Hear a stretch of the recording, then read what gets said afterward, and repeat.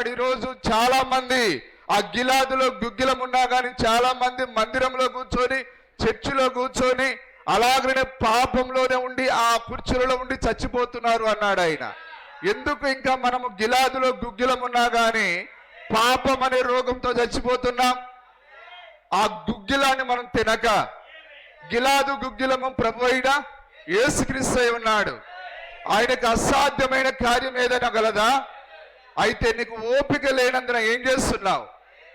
ఓర్పు కావాలి, సహనం కావాలి. యోబు జీవితంలో అన్ని పోగొట్టుకున్నాడు ఆయన. సహోదరి, నువ్వు నమ్మాలి తప్పకుండా. బుద్ధి లేని సహోదరుడికి తప్పకుండా విశ్వాసం కావాలి. ఏదో కళ్ళు తిరిగితే అయోమయం అయితే దేవుడు లేనట్టేనా? ఏమండి, గందరగోళం అయితే నువ్వు చస్తే ఎక్కడికి పోతావు? దేవుని దగ్గరికి వెళ్తావు. చావైనా బ్రతుకైనా నీ కొరకే ప్రభువా. నేను ఎంతకాలం జీవించాలో అంతకాలం నువ్వు నిర్ణయించావు. నేను తొందరపడి ముందుగా చచ్చిపోతానని దయ్యం దగ్గరికి పోతే, ఆ దయ్యం దగ్గరికి పోయే క్రమంలో నువ్వు చస్తే ఎక్కడికి వెళ్తావు? నేరుగా పాతాళానికి వెళ్తావు. ఆ ఆచార్య వాడు ఎక్కడికి వెళ్ళాడు? పాతాళానికి వెళ్ళాడు. నీవెక్కడికి వెళ్తావు? అక్షరాల పాతాళానికి వెళ్తావు. దేవుడు ఆయన మంచి దేవుడని నువ్వు ఎట్లా చెప్తావు? నీ పట్ల ఆయన ఒక గొప్ప ప్రణాళికను కలిగి ఉన్నాడు ఆయన. ఈ పట్టణంలో నీకంటే చదువుకున్న వారు ఎందరో ఉన్నారు సహోదరి. నువ్వేదో పెద్ద అందగత్యమని నిన్ను ఎన్నుకోలేదు ఆయన. తెలివి గల వారు దానివని నిన్ను ఎన్నుకోలేదు ఆయన. కానీ కృప చేత ఆయన నీకు చదువు వచ్చినా రాకపోయినా నిన్ను ఎన్నుకున్నాడు ఆయన. అక్కడే నువ్వు ఆయన ప్రేమను చూడాలి. ఈ వర్తమానం వచ్చిందంటే ఈ పట్టణంలో ఉండే ప్రజలందరికంటే నీకు ఆయన తన ప్రాణము కంటే ఎక్కువ ప్రేమించాడు ఆయన. నీ ప్రాణం పోతా ఉంటే చూస్తూ ఊరుకుంటాడా దేవుడు? దయ్యాలు వచ్చి నేను మొత్తుతా ఉంటే ఆయన చూస్తూ ఊరుకుంటాడా? మీ కనుగుడ్డును ముట్టువాడు లేదా మిమ్మల్ని ముట్టువాడు నా కనుగుడ్డును ముట్టువాడు అన్నాడు ఆయన. ఏం మునిగిపోతున్నది? అంత సడన్ గా చచ్చిపోతావా? అంత ప్రాణ భయం దయ్యాల దగ్గరికి పోతే నీ ప్రాణం రక్షింపబడుతుందా? నీ కుమారుడు బతుకుతాడా? ఎంతకాలం అండి నటన జీవితం? ఎంతకాలం ఈ భక్తిహీనమైన జీవితం? భక్తిహీనుడు నాశనం అవుతారు. ఈ రోజన్నా బుద్ధి తెచ్చుకోండి దయచేసి. మంత్రగాళ్ళ దగ్గరికి, తంత్రగాళ్ళ దగ్గరికి డబుల్ గేమ్ ఆడొద్దు. రెండు తలంపుల మధ్య ఊగిసలాడకూడదు. యెహోవా దేవుడైతే ఆయనను ఆరాధించండి. దయ్యం దేవుడైతే దయ్యం దగ్గరికి పోండి. అటు కాలు పెట్టి ఇటు కాలు పెట్టి మీ జీవితాన్ని నాశనం చేసుకోకండి. ఎందుకంటే దేవుని చేతిలో పడుట బహు భయంకరము. హల్లెలూయా. కాబట్టి నీకు శోధన వచ్చినప్పుడు, సమస్య వచ్చినప్పుడు, అంటే యోబు కంటే ఎక్కువ శోధన వచ్చిందా నీకు? కుమార్తెలు చనిపోయారు, కుమారుడు చనిపోయారు, గాడిదలు పోయినాయి, ఒంటెలు పోయినాయి, ఎద్దులు పోయినాయి, పంట నాశనం అయింది, ఇల్లు కొట్టకపోయింది, సమస్తమును తగలబడిపోయింది. అయినా గాని తన శరీరం అంతా పాడైపోయింది. ఓ యెహోవా ఇచ్చేను. భార్య నీకు దేవుడు కాదు. ఆమె ఇట్లా సైగ చేసి నేను కింద నుంచి పైకి చూస్తే పరారైపోవడమేనా? నేను ఎవరిని ఉద్దేశించి చెప్పట్లేనండి. హల్లెలూయా. దేవుని నామానికి స్తుతి కలుగును గాక. అయితే ఒకవేళ మీరు ఆ తప్పిదం ఉంటే దాన్ని సరిదిద్దుకోమని చెప్తున్నాను. తప్పకుండా మరి నిజమైన విత్తనము సరిదిద్దుకుంటది. దుర్బీజుడు వాక్యానికి లోబడడు. మనము ఆ యొక్క దాని ఏమంటారు, గద్దెంపుకు లోబడని వాడు దుర్బీజుడని వాక్యం చెప్పింది. మనం నిజంగా ముందుగా నిర్ణయించబడిన విత్తనములై ఉన్నాం. హల్లెలూయా. అందుకనకే నీకేదో చనిపోతే ఏం కాదు సిస్టర్, చనిపోతే ఏం కాదు బ్రదర్. మనము బ్రతికి ఉన్నా చనిపోయినా మనము సజీవులమై ఉన్నాం. మన జీవము క్రీస్తులో భద్రపరచబడి ఉన్నది. మనము ముందు చచ్చామా తర్వాత చచ్చామని లెక్క కాదు, ఎక్కడ చచ్చామనేది ముఖ్యం. ఎవడను క్రీస్తు నందు నిద్రించిన ఎడలా వాడు ధన్యుడు. ఎందుకు? మన యొక్క వాగ్దాన దేశం క్రీస్తే. క్రీస్తులో ఉన్నవారు భద్రంగా ఉంటారు. నువ్వు దేవునిలో ఉంటే నువ్వు ఎప్పుడైనా పోయేదే. హల్లెలూయా. వెనక ముందు మన ప్రియులందరూ, మన ప్రవక్త విలియం బ్రెనామ్ దేవుని వాక్యాన్ని ఎంతో ప్రేమించాడు. ఆయన ఉన్నాడా ఇప్పుడు? ఆయన ప్రభువులో నిద్రించి విశ్రాంతిలో ఉన్నాడు. ఆయన తన ప్రజలతో ఉన్నాడు. ఆయన ఏం ముందుగా పోయి అక్కడ విశ్రాంతిలో ఉంటే ఏమన్నా నష్టమా? ఏమో బ్రదర్ ఊపేస్తుంది. ఊపితే ఏమవుతుంది? కళ్ళు ముందు తిరుగుతున్నాయి, వెనక తిరుగుతున్నాయి. ఈ శరీరం బలహీనమైనది, పాపం వలన వచ్చింది ఇది. ఇందులో అన్నీ ఉంటాయి. సర్వ రోగాల యొక్క నిలయం ఇది.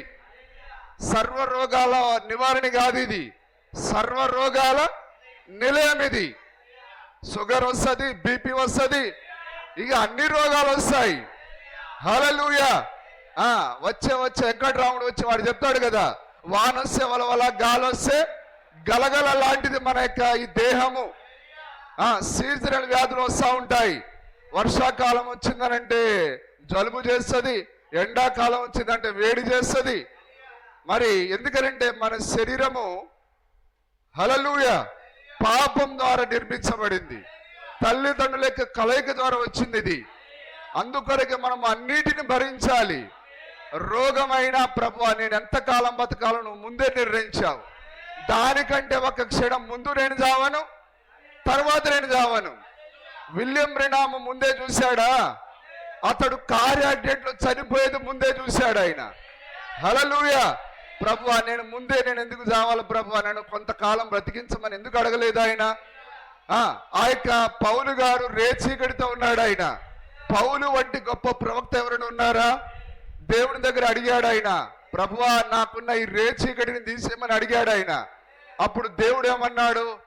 పౌలా నా కృప నీకు చాలును, ఇదిగో నా కృప నీకున్న తోడుగా ఉన్నది, నీకు రేచీకటి ఉన్నంత మాత్రాన నష్టమేమి లేదు అన్నాడు ఆయన.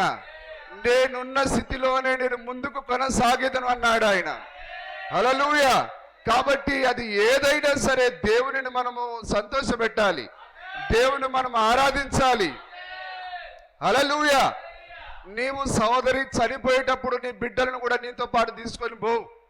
సహోదరుడా నువ్వు చనిపోయేటప్పుడు ఒక్కరోజు ఏడుస్తాడు నీ కొడుకు, తర్వాత మర్చిపోతాడు వాడు. మా నాన్న లేడు నేను భూవద్దుని అంటాడా? మా నాన్న లేడు నాకు ఈ ఆస్తి వద్దని అంటాడా? మా నాన్న లేడు నేను ఈ కారు తోడని అంటాడా? మా నాన్న లేడు కాబట్టి బట్టలు తొడుక్కుని అంటాడా? ఒక రోజు 2 రోజులు ఏడుస్తాడు, తర్వాత నేను మర్చిపోతాడు. కానీ నువ్వు ఎవరిని సంతోషపెట్టడానికి ఉన్నావు? నీ భార్యను సంతోషపెట్టడానికి కాదు, నీ భర్తను సంతోషపెట్టడానికి కాదు, నీ కుమారులను సంతోషపెట్టడానికి కాదు. హల్లెలూయా. యోబులాగా ఉండాలి నీ జీవితం. ప్రభువా ఎంత అన్యాయం చేసినావు నాయన, నా కుమారులందరినీ చంపినావు, నేనెందుకు నమ్మాలి నిన్ను అనలేదు ఆయన. హల్లెలూయా. ఆయన తన విశ్వాసాన్ని కడవరకు కాపాడుకున్నాడు ఆయన. హల్లెలూయా. కాబట్టి వాక్యం పైన మనం ఆధారపడదాం. అది ఏ పరిస్థితి అయినా సరే, ప్రాణం పోయేంత పరిస్థితి అయినా సరే మనము దేవుని పైన తిరుగుబాటు చేయకూడదు. అందుకొరకే యోబు తన భార్యతో అన్నాడు, బుద్ధి మూర్ఖురాలి వలె మాట్లాడుతున్నావు. దేవుడు ఆశీర్వాదం మేలునిస్తేనే మనం దేవునికి వందనములు చెప్పాలా, ఆయనను మనం ఆరాధించాలా. మేలిచ్చినప్పుడు ఎట్లయితే ఆరాధన చేశామో ఆయన మనకు కీడిచ్చినా సరే మా యెహోవాయే మన దేవుడు. హల్లెలూయా. దేవుడు నామానికే స్తుతి కలుగును గాక. చూడండి యోబు ఎంత నమ్మకమైన వాడో. అందుకే ఆయన ముందుగానే దయ్యంతో సవాల్ చేశాడు, ఓ ఈ భూమి పైన నా సేవకుడైన యోబు వంటి వారు ఎవరు లేరు. ఈరోజు సహోదరి నీ గురించి దేవుడు సాక్ష్యం చెప్పగలడా? చూడు ఈమెకు నేను పరీక్ష పెడతాను, వెంటనే ఆ దారాలు కట్టేవాడి దగ్గరికి ఉరికిద్ది. ఆయన అట్లా చెప్పి ఉంటాడు తప్ప ఈమెకు శోధన వచ్చినా కానీ నా కొరకు నమ్మకంగా ఉంటుందని నీ గురించి చెప్పాడు ఆయన. దయ్యాల ముందు నువ్వు దేవుణ్ణి సిగ్గుపరుస్తున్నావా? నీ గురించి ఆయన దయ్యం దగ్గర ఏం సాక్ష్యం చెప్పాలి? ఓ యోబు గురించి ఏ సాక్ష్యం చెప్పాడో నీ గురించి అదే చెప్పాలి ఆయన. నీ గురించి అదే చెప్పాలి సహోదరుడా. ఓ నా యొక్క సేవకుడైనా ఓ ఫలానా వ్యక్తిలాగా ఎవరు లేరని చెప్పాలి ఆయన. ఫలాని సహోదరి నా యొక్క కుమార్తె లాగా ఎవరు లేరని చెప్పాలి ఆయన. దేవుని నామానికి స్తుతి కలుగును గాక. నిజంగా పరీక్ష అనేది ప్రతి ఒక్కరికి ఉంటుంది. ప్రవక్త దానియేలుకున్నది, అతని ద్వారా వర్తమానం విన్న ఆ సంఘానికి కూడా ఉన్నది. షడ్రక్ మెషక్ అబేద్నగోలో కూడా దేవుడు పరీక్షించాడు. మన ప్రవక్తను పరీక్షించిన దేవుడు మనల్ని కూడా పరీక్షిస్తాడు. ఆయన తన కుమారుడైన యేసుక్రీస్తును ఆయన శ్రమల గుండా నడిపించాడు ఆయన. మరి నువ్వు జగత్పునాది వేయబడక ముందు ఎక్కడున్నావు? క్రీస్తులో ఉన్నావు. ఆయన శ్రమ పడినప్పుడు నీవు కూడా శ్రమ పడ్డావు. ఈరోజు నువ్వు శ్రమను అనుభవించినప్పుడే నువ్వు క్రీస్తులో ఉన్నట్టుగా రుజువై ఉన్నది. హల్లెలూయా, దేవుని నామానికి మహిమ కలుగును గాక. కాబట్టి సోదర సమయంలో నువ్వు కృంగితే చేతకాని వాడివి అవుతావు, చేతకాని దానివి అవుతావు. ఏదొచ్చినా ప్రభువా నీ చిత్తమును దాటి ఏది రాదు ప్రభువా. నాకు అది వ్యాధి అయినా ఆరోగ్యమైనా అది నీ చిత్తమే ప్రభువా. హల్లెలూయా, నువ్వు వ్యాధిలోనే ఉండాలంటే అది నీ చేతిలోనే ఉంది. ఈ వ్యాధి నాకొద్దు దయ్యానికి ఇచ్చేస్తానంటే అది నీ చేతిలోనే ఉంది. హల్లెలూయా, ఏది కావాలో అది నీ చేతిలో ఉంది. దేవుని నామానికి స్తుతి కలుగును గాక. కానీ దేవుడు నీ ప్రతి బలహీనత నుంచి నిన్ను విడిపించగల సమర్థుడు ఆయన. దేవుని నామానికి స్తుతి కలుగును గాక. సరే, ఇక్కడ మనము మూల వాక్యాన్ని చూద్దాం. చూడండి,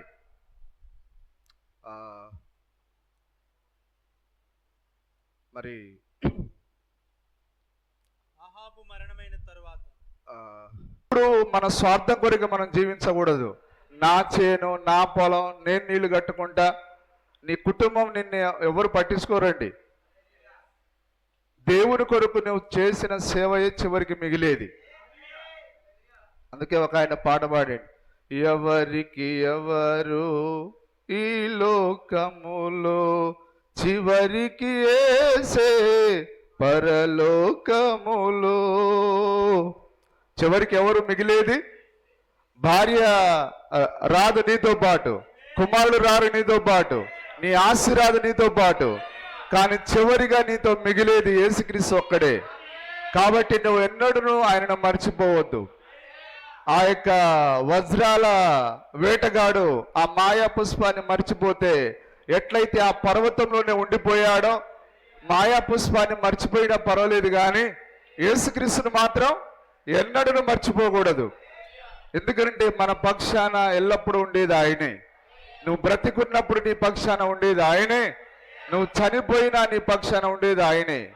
కాబట్టి ఆయన కొరకు మనం ప్రయాసపడదాం. ఎవరి కొరకు ప్రయాసపడినా అది వ్యర్థం. అది అందుకొరకే విలియం బ్రెనామ్ గారు తన జీవితాన్ని ఆయన నలగొట్టుకున్నాడు. ఆయన నిజమైన ఆ యొక్క దేవునికి తన జీవితాన్ని అంకితం చేశాడు. ఆయన 56 సంవత్సరాలకి ఆయన 70 సంవత్సరాల ముసలివానిగా అయిపోయాడు. కారణం ఏంటంటే ఆయనలో ఉన్న శక్తి అంతా దేవుని కొరకు ఉపయోగించాడు. ఆయన ఏది కూడా దాచిపెట్టుకోలేదు. ఆయన చూసిన వారు, సోదరుడు విలియం బ్రెనామ్, నీవు నీ శక్తి అంతటిని ధారపోసి నీవు ఈ సేవను చేస్తున్నావు అని వారు ఆయనను గుర్తించారు. అలాగనే మనం కూడా అదే విధంగా ఉండాలి. మన శక్తి అంతటిని, మన బలం అంతటిని దేవుని సేవ కొరకు ఉపయోగించాలి. మనము సంసోన్ లాగా హృదయాన్నేమో దెలీలాకిచ్చి బలాన్నేమో దేవునికి ఇచ్చాడు. కానీ ఇప్పుడు ఏమి ఇవ్వాలి? ప్రాణమును, ఆత్మను, దేహమును దేవునికే ఇవ్వాలి. కాబట్టి దెలీలాకు సగం, దేవునికి సగం ఇస్తే నష్టం ఉందని సంసోనిక జీవితము మనకు పాఠం నేర్పిస్తున్నది.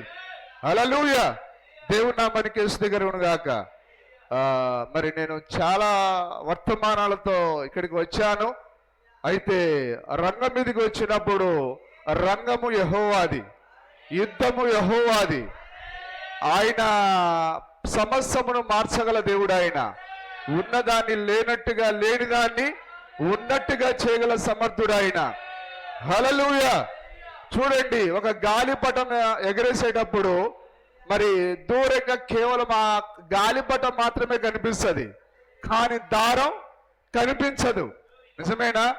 అయితే నీవంటావు, అయ్యా నా కుమారుడు అస్సలే మాట వినట్లేదు. అయితే నువ్వు విశ్వాసం అనే తాడుంటే ఆ గాలిపటం ఎంత దూరం పోతుందో పోని, విశ్వాసం అని దాన్ని మళ్ళీ వెనక్కి లాక్కొని వస్తుంది, ఆ దారం మళ్ళీ వెనక్కి లాక్కొని వస్తుంది. కానీ నీకు ఆ విశ్వాసమని దారం లేనందున ఆ గాలిపటం ఎటు ఉరికితే అటు ఉరకకూడదండి. ఆ దారం నీ చేతిలో ఉండాలి. ప్రైజ్ ది లార్డ్, హల్లెలూయా. అందుకొరకే ఆ యొక్క పోటీ లేదా దేవుని సన్నిధి నుంచి పారిపోవుట అనే వర్తమానంలో ప్రవక్త అన్నాడు. గాలిపటం గురించిన కథ చెప్పాడు ఆయన. హల్లెలూయా. కాబట్టి విశ్వాసం అనేది ఉంటే నీ కొడుకు ఎక్కడికి పోడు, నీ కుమార్తె ఎక్కడికి పోదు. వాళ్ళు ఎన్ని వేషాలు వేసినా తిరిగి దేవుని దగ్గరికి వస్తారు. ముందు నువ్వు విశ్వాసంలో నీవు బలంగా ఉండాలి. ప్రవక్త కుమారుడు తాగి చెడిపోలేదా? మళ్ళా దేవుని సన్నిధికి రాలేదా? ప్రవక్త యొక్క కుమార్తెలు ప్రవక్తకు వ్యతిరేకంగా మాట్లాడలేదా? మళ్ళీ వారు తప్పును తెలుసుకొని క్షమాపణ చెప్పలేదా? ఎవరి జీవితంలో ఎవరి కుటుంబాలను సమస్యలు ఉంటాయి. హల్లెలూయా. నిజమేనా? ప్రవక్తల కుటుంబాలలో మీరు చూడండి, ప్రవక్తలు మంచివారే, కానీ భార్యలు తేడాగా ఉంటారు, కుమారులు తేడాగా ఉంటారు. వారు అన్నిటిని సహించి దేవునిలో వారు తమ విశ్వాసాన్ని కొనసాగించలేదా? కొనసాగించలేదా? దేవుని నామానికి మహిమ కలుగును గాక. కాబట్టి నువ్వు బ్రతికేది నీ కుమారుని కొరకు కాదు, లేకపోతే నీ భార్య కొరకు కాదు, నీ భర్త కొరకు కాదు, దేవుని కొరకు నువ్వు జీవించాలి. దేవుడు నీకు ఒక గమ్యాన్ని ఇచ్చాడు. ఆయన దాన్ని నువ్వు పూర్తి చేసుకొని నీ యొక్క పరుగు పందాన్ని నువ్వు తుదముట్టించాలి. అప్పుడే నీకు ఆయన బహుమానం ఇస్తాడు. ఆయన భార్య కొరకు ఆగిపోకూడదు, భర్త కొరకు ఆగిపోకూడదు, కుమార్తె కొరకు ఆగిపోకూడదు, కుమారుని కొరకు ఆగిపోకూడదు, పొలం కొరకు ఆగిపోకూడదు. నీవు అన్నిటిని అధిగమించి ముందుకు వెళ్ళాలి. జయించిన వానికి మాత్రమే సింహాసనం ఉన్నది. అందరికి సింహాసనం లేదండి. జయించిన వారికి మాత్రమే. ఈ లోకాన్ని జయించే శక్తి మనకి ఇచ్చాడు ఆయన, మనలో పెట్టాడు ఆయన. అదే విశ్వాసమై ఉన్నది. దేవుని నామానికి మహిమ కలుగును గాక. సరే, మరి తప్పకుండా మీరు దేవుని ప్రజల కొరకు ప్రయాసపడాలని కోరుతున్నాను. వీలైతే మరి మీకు చిన్న బిడ్డల కుటుంబం అయితే మీ భార్యను పిల్లలను ఇంటి దగ్గర పెట్టేసి మళ్ళీ వచ్చి తప్పకుండా సంఘ పెద్దలను అడగండి, అయ్యా ఏమన్నా నేను చేయాలా? ఖాళీగుంటే తప్పకుండా అడగండి. పోయిన వాళ్ళు మనం అటే పోకూడదు. మీరు పని చేయకపోతే కావాలని మీరు తప్పిస్తే ఒకరోజు మీరు అగ్నిగుండంలో లేకపోతే నన్ను అడగండి. నేను ఒక అబద్ధ సేవకునిగా నేను అక్కడ కూడా లొంగిపోతా. కావాలని ఉద్దేశపూర్వకంగా నాకు అక్కర్లేదు, వీళ్ళతో సంబంధం లేదని ఎవరైతే అనుకొని పోతున్నారో ఒకరోజు వాడు అగ్నిగుండంలో లేకపోతే నేను ఒక అబద్ధ సేవకుడనైతాను. ఇది రాసుకోరండి, మీ పేజీలలో రాసుకోరండి. Praise the Lord. హల్లెలూయా. కానీ దేవుని బిడ్డల కొరకు మీరు ప్రయాసపడితే దాని వెనకాల ఎంత ఆశీర్వాదం ఉన్నదో అది అనుభవించిన వారికి మాత్రమే తెలుసు. నేను ఒక సేవకుడినై ఉండి నాకు డబ్బు చాలా దండిగా ఉన్నదండి, కానీ సహోదరులు పనిచేస్తుంటే నేను అసలు ఇంట్లో పడుకొని నా కాళ్ళు ఆగవు. వారి దగ్గర కూర్చోవడమో లేకపోతే పని చేయడమో నేను చేస్తాను. వాళ్ళే చూసుకుంటారులే, నాకేం సంబంధం. నా భార్యని అడగండి. సహోదరులు పని చేస్తూ ఉంటే ఇంట్లో పోయి పడుకున్నానేమో, తప్పకుండా వాళ్ళ దగ్గరే నేను ఉంటాను. ఎందుకంటే నా మనసు దాన్ని అంగీకరించదు. నేనెంత అలసిపోయినా కాళ్ళు లాగుతున్నా సరే వారి దగ్గర నిలబడడం, కూర్చోవడం చేస్తాను. వారి దగ్గర మాట్లాడుతూ ఉంటాను. ఎందుకు? మనమందరం, నేను పెద్ద గొప్ప కాదు, వారందరూ ప్రయాసపడుతున్నప్పుడు నేనెందుకు వారి మార్గంలో వెళ్ళకూడదు? ప్రయాసపడే వారితో మనం కూడా ప్రయాసపడాలి. దేవుని నామానికి స్తుతి కలుగును గాక. మరి డబ్బు మనం ఇవ్వాల్సిన టైం వచ్చినప్పుడు ఇవ్వాలి, కష్టపడే సమయం వచ్చినప్పుడు కష్టపడాలి. ఎందుకంటే ఒక దినాన మనము ఆ యొక్క గొప్ప మహిమలో ఉండబోతున్నాం. మన యొక్క ప్రతి కన్నీటి బాష్ప బిందువును ఆయన ఒకరోజు తూడ్చివేస్తాడు. ఆయన ఈ శ్రమలన్నిటికీ ఒక ముగింపు రాబోతున్నది. మన వేదనలకు ఒక ముగింపు రాబోతున్నది. మన శ్రమలకు ఒక రోజు ముగింపు రాబోతున్నది. దాని కొరకు మనం ఎదురు చూస్తూ ఉందాం. Praise the Lord. హల్లెలూయా. విశ్వాసానికి రాజకీయానికి ఏం సంబంధం? పౌలు గారు ఎందుకు రాజుల దగ్గరికి వెళ్ళి, నాయనా నేను ఒక చర్చి కట్టుకోవాలి, నాకు కట్టాలి, డబ్బులు ఇవ్వమని ఎందుకు అడుగులే? అడుక్కునేవాడా? ఈ అడుక్కునే దరిద్రులందరూ క్రైస్తవంలో తగలబడ్డారు. డబ్బుల కొరకు పనిచేసే వారందరూ ఈరోజు క్రైస్తవులుడే తగలబడ్డారు. దొంగలు, బాబాలు, మంత్రగాళ్ళు, తంత్రగాళ్ళు, ఈ జాన్ జిగిర్లు అందరూ ఇందులోనే ఉన్నారు. నిజమేనా? యూదా చాలా హిజ్జత్ గలవాడు. ఆయన పశ్చాత్తాపడ్డాడు ఆయన. మరి కొందరు బోధిస్తున్నారు ఏమని, దేవునికి 0 ఓటింగ్ వేసినందుకే దేవుడు లాస్ ఏంజల్స్ ను కాలిఫోర్నియాను కాల్ చేశాడని అంటున్నారు. మరి జిన్పింగ్ గాడు ఏమన్నాడు? జిన్పింగ్ ఏమన్నాడు? నేనే దేవుణ్ణి, క్రైస్తవ్యం లేదు, ముస్లిం లేదు, బౌద్ధం లేదు, ఏది లేదు, నేనే దేవుణ్ణి అన్నాడు. కాబట్టి వాడిని ఎందుకు కాల్చలేదు, వాడి దేశాన్ని ఎందుకు కాల్చలేదు అంటున్నాడు ఆయన. అంటే రెండిటికి ఏమైనా సంబంధం ఉందా? ఆ యొక్క చైనా కమ్యూనిస్ట్ దేశం అది, కానీ అమెరికా దేవుని యొక్క వాక్యం పైన పునాదితో కట్టబడిన దేశం అది. హల్లెలూయా. ఇజ్రాయేల్ తప్పు చేసే దేవుడు ఇజ్రాయేల్ ప్రజలను మాత్రమే శిక్షించాడు. మిగతా వారు ఘోరమైన పాపాలు చేసిన వారిని ఆయన శిక్షించలేదు. ఆయన ఎందుకు ఇజ్రాయేల్ ప్రజలను ఆయన శత్రువు చేతికి అప్పగించాడు? ఎందుకు వారిని ఆయన శ్రమలకు గురి చేశాడు ఆయన? ఎందుకంటే వారు ఆయన ఎన్నిక చేసుకున్న ప్రజలు, వారు ఆయన సొంత కుమారులు కుమార్తెలే ఉన్నారు. తన సొంత వారు తప్పు చేస్తేనే దండిస్తాడు ఆయన. అమెరికా ఆయన సొంత దేశమై ఉన్నది, అందులో పాపం జరిగితే ఆయన సహించాడు. ఆయన తన ప్రవక్త ద్వారా ముందే ప్రకటించాడు. ఆయన లాస్ ఏంజల్స్ కాలిఫోర్నియా ఒకరోజు సముద్రం యొక్క అడుగు భాగానికి వెళ్తాదన్నాడు. ఆయన తన సేవకుని ద్వారా చెప్పిన మాట ప్రకారంగా దానిపైకి ఉగ్రత దిగి వచ్చింది. హల్లెలూయా. ఆ రాత్రి అందరూ మద్యం తాగారు. బెల్సాసర్ తాగాడు, చాలా మంది తాగారు. కానీ బెల్సాసర్ యొక్క లెక్కను ఎందుకు ముగించాడు ఆయన? బెల్సాసరే ఆ పాత్రలో సారాయి పోసాడు కాబట్టి. నిజమేనా? మిగతా వారిని ఎందుకు చంపలేదు ఆయన? సారాయి ఒక్కడు బెల్సాసరే తాగాడా? ఆ రోజే కొత్తగా తాగాడా?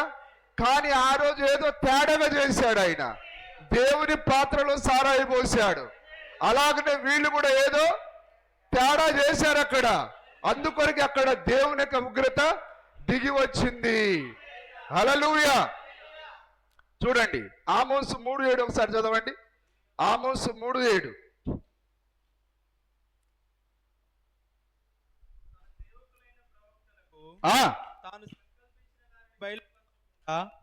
తాను సంకల్పించిన దానిని బయలుపరచకుండా ఇప్పుడు ఆ యొక్క 2 పట్టణాలను కాల్చాలని దేవుడు ఎప్పుడో ఆలోచన కలిగి ఉన్నాడు ఆయన. నిజమేనా? ఆ విషయాన్ని ఆయన 60 సంవత్సరాల క్రితమే తన ప్రవక్తకు ఆయన బయలుపరిచి ఉన్నాడు. ఆయన ఏం చేయాలనుకుంటాడో దాన్ని ముందుగా ఎవరికి తెలియపరుస్తాడు? తన దాసులైన, తన సేవకులైన ప్రవక్తలకైనా బయలుపరుస్తాడు ఆయన. నిజమేనా? అందుకొరకే మన ప్రవక్త, ఈ కాలపు ప్రవక్త విలియం బ్రెన్హామ్ గారు ఈ ప్రపంచం యొక్క ప్రవక్త ఆయన. హల్లెలూయా. ఆయన తన దాసుడైన విలియం బ్రెన్హామ్ కు ఆయన దాన్ని తెలియపరిచాడు ఆయన. అందుకొరకు ఆయన లాస్ ఏంజల్స్ వీధులలో నిలబడి, ఓ దేవదూతల పట్టణమా, ఒక రోజు నీవు సముద్రపు అడుగు భాగాన ఉంటావు అన్నాడు ఆయన. దాన్ని ప్రవక్త చెప్పిన దాన్ని ఎప్పుడు వ్యతిరేకంగా మాట్లాడేమైనా దయ్యం? ఈ దయ్యాలన్నీ ప్రవక్తకు వ్యతిరేకంగా మాట్లాడేదానికే. ఆ రోజు హనన్య ఏం చేశాడు? ఇర్మియా మెడ మీద ఉన్న కాడుని తీసుకొని తన మెడ మీద పెట్టుకొని దాన్ని విరిచి, మన దేవుడైన యెహోవా మనల్ని బానిసత్వంలో నుంచి విడిపించబోతున్నాడు. కానీ అక్షరాల వాడు చెప్పింది అబద్ధం. అది దేవుడు వారిని విడిపించబోవట్లేదు. ఓ హనన్య, నీకు దేవునికి వాక్యం చెప్పడానికి నీకు హక్కు లేదు. నీవు ఒక అబద్ధికుడివి. నువ్వు చెప్పింది అక్కడ జరగలేదు. హనన్య అనేవాడు ఒక అబద్ధ ప్రవక్త ఉన్నాడు. నిజమేనా? కానీ విలియం బ్రెన్హామ్ నిజమైన ప్రవక్త ఉన్నాడు. ఆయన ఏం చెప్పాడో అక్షరాలు అదే జరిగింది. జరిగిందా? ఒకరోజు అది ఇంకా సోయలేని వాళ్ళకి ఒకరోజు అది సముద్రపు అడుగు భాగానికి వెళ్తుంది. అది చూడట్లేడు, కాలిపోయిందే చూస్తున్నావు. కానీ అది సముద్రపు అడుగు భాగాన పోయేది ఇంకా నువ్వు చూడలేకపోతున్నావు. హల్లెలూయా. అంటే ఇదంతా ఏంటిదనంటే, అరే అవును కదా, మరి జిన్పింగ్ ఇట్లా మాట్లాడినప్పుడు జిన్పింగ్ ని నాశనం చేయలేదు అంటే ఇది దేవుని దగ్గర నుంచి రాలేదు. విలియం బ్రెన్హామ్ చెప్పింది తప్పు.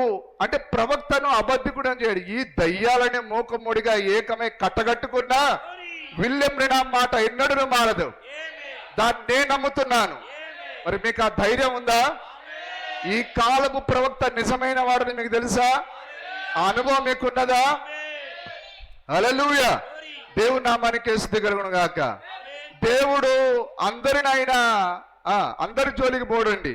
ఎందుకంటే అమెరికా దేవుని యొక్క దేశంగా పిలువబడుతున్నది. దేవుని దేశము దేవునికి వ్యతిరేకంగా మాట్లాడితే ఆయన సహించడు. నేను అంతకుముందే చెప్పాను కదా, దేవుడు అమెరికాను ఎంతగానో దీవించాడు. ఆయన చాలా అత్యధికంగా దీవించాడు. ఆయన ఆ కనాను దేశాన్ని ఆయన అత్యధికంగా దీవించాడు. ఆయన దాని యొక్క పంట ఒక గెలను మోయాలంటే ఇద్దరు మోయాలి. నిజమేనా? వారు ఆ పంట యొక్క రుజువును తీసుకొని వచ్చారా? వచ్చినప్పుడు వారు ఎట్లా మన ఒక మనిషిని మోసినట్టుగా వారు తమ యొక్క భుజాల పైన మోసుకొని వచ్చారు ఇద్దరు. ఒక గెల మోయడానికి అంటే ఎంత శ్రేష్టమైన భూమి అది. ఆ భూమిలో శ్రేష్టమైన దాన్ని ఆ యొక్క సారాన్ని పెట్టింది ఎవరు? అక్షరాల దేవుడే. వారికి సారవంతమైన భూమినిచ్చి వారిని దీవించాడు ఆయన. వారు దీవించబడిన తర్వాత ఏం చేశారు? వారు దేవునికి వ్యతిరేకంగా మాట్లాడి ఉన్నారు. దేవునికి వ్యతిరేకంగా పాపం చేసి ఉన్నారు. అందుకే దేవుడు వారిని ఏం చేశాడు? ఆయన శత్రువుల చేతికి అప్పగించాడు. ఆయన అదే విధంగా దేవుడు ఆ కనానీయులను 7 జాతుల వారిని ఎల్లగొట్టి ఈ యొక్క ఇజ్రాయెల్ ప్రజలను ఆ దేశాన్ని ఇచ్చాడు. ఆయన అదే విధంగా ఈ అమెరికాను నానా దేశాల నుంచి పట్టుకొచ్చి అక్కడ ఉన్న రెడ్ ఇండియన్స్ ని ఎల్లగొట్టి ఆయన అమెరికా ప్రజలను ఆయన స్థిరపరిచాడు. ఆయన వారిని ఎంతగానో ఆర్థికంగా దీవించాడు. ఆయన వారి డబ్బును దీవించాడు. ఆయన తెలుసా? దీవెన ఎక్కడి నుంచి వస్తుంది?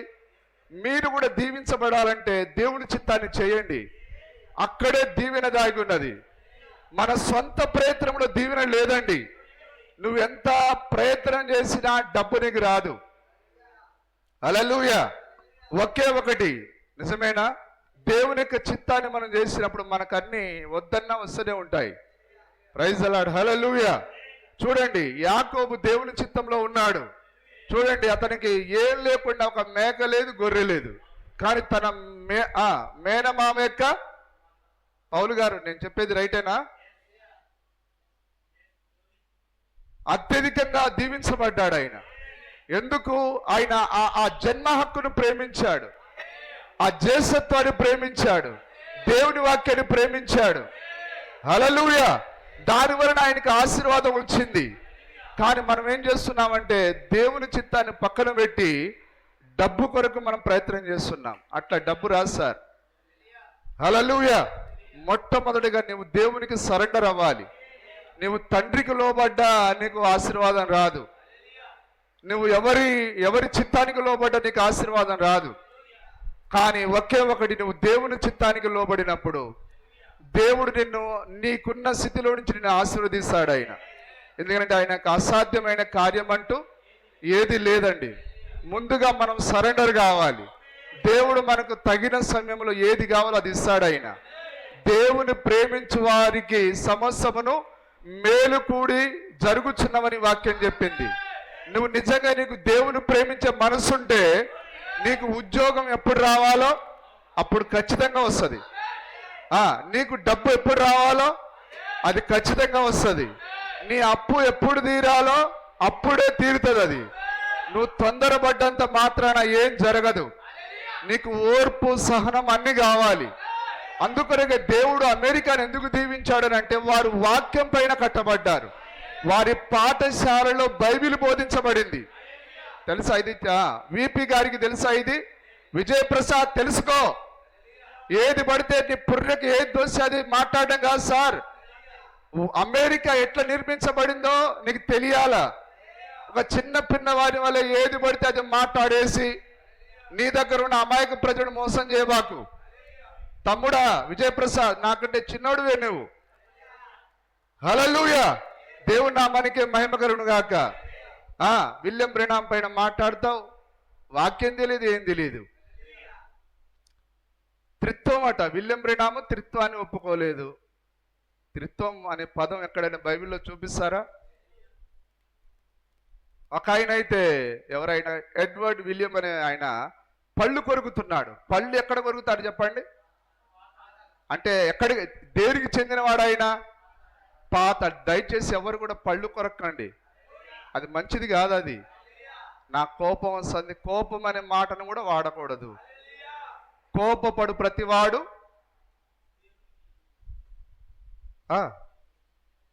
అపవాదండి. కోపపడు ప్రతివాడు నరహంతకుడు. బైబిల్లో లేదా? నా కోపం వస్తే నేను మంచోడు కాదు. అవును, నువ్వు మంచోడు కావి, పాతాళం చెందినోడివి. పళ్ళు కొరుకుతున్నాడు ఆయన. అంటే నాకు అర్థమైపోయింది, పళ్ళు పటపట కొరికేది ఇప్పుడే ప్రాక్టీస్ చేస్తున్నాడు అనమాట. హల్లెలూయా. విలియం బ్రెనామ్కు వ్యతిరేకంగా మాట్లాడేవాడు ఎవడైనా సరే పళ్ళు కొరకాల్సిందే. విలియం బ్రెనామ్ వర్తమానం లేకుండా ఒక్కడైనా పరలోకానికి వెళ్ళారనుకోండి, మన వంటి దౌర్భాగ్యులు మరొకరు ఉంటారా? మనం మోసపోయిన ప్రజలం. కానీ సత్యం ఏంటిది? విలియం బ్రెనామ్ యొక్క వర్తమానం ఒక్కటే నిన్ను పరలోకానికి చేర్చేది. ఏ సమస్య యొక్క బోధ నిన్ను పరలోకానికి తీసుకొని పోదు. ఒకవేళ అలా జరిగితే మనము తప్పు, మన ప్రవక్త తప్పు, మన దగ్గరికి వచ్చిన వర్తమానం తప్పు. కానీ మన ప్రవక్త తప్పు కాదు, మనం తప్పు కాదు, మన దేవుడు తప్పు కాదు. ఈ కాలపు వర్తమానమే సత్యము. ఈ వర్తమానం తప్ప మరొకటి పరలోకానికి వెళ్ళదు. హల్లెలూయా. నీకు ధైర్యం ఉందా? ఈ వర్తమానం లేకుండా ఎవ్వరు కూడా పరలోకానికి రారు. అతడు ఎడ్వర్డ్ విలియం కావచ్చు, విపి కావచ్చు, వికేఆర్ కావచ్చు, మరొక సికేఆర్ కావచ్చు, ఎవరైనా సరే విలియం బ్రెనామ్ యొక్క వర్తమానాన్ని ఒప్పుకోవాలి. హల్లెలూయా. ఎవరు? దేవుని యొక్క నోరు అద్దంకి రంజిత్ ఓఫిరట. అది దేవుని నోరు కాదు, అది దయ్యపు నోరు. అది రాజకీయ పార్టీ పెట్టిన వాడు దేవుని నోరు అవుతాడా? రాజకీయానికి దేవుని వాక్యానికి ఏం సంబంధం? ఓఫిర్ తాతగారు దయచేసి ఏది పడితే అది పిచ్చి పిచ్చిగా మాట్లాడకండి. విలియం బ్రెనామ్ వర్తమానం నేను చదివాను, అది ల్యాండ్ మార్కింగ్ లేదు, ఆ మార్కింగ్ లేదు. త్రిత్వం ఎక్కడుంది నాకు చూపించండి. త్రిత్వం అనే పదము పాతాళం నుండి వచ్చిందని విలియం బ్రెనామ్ చెప్పాడు. అది తప్ప, అది రైట్. అది పాతాళం నుండి వచ్చిందే నీ త్రిత్వ బోధ. తండ్రి కుమార్ త్రియేక దేవుడు అని అంటున్నావు. అసలు ముగ్గురు ఉన్నారా? నేనే యెహోవాను అన్నాడు ఆయన.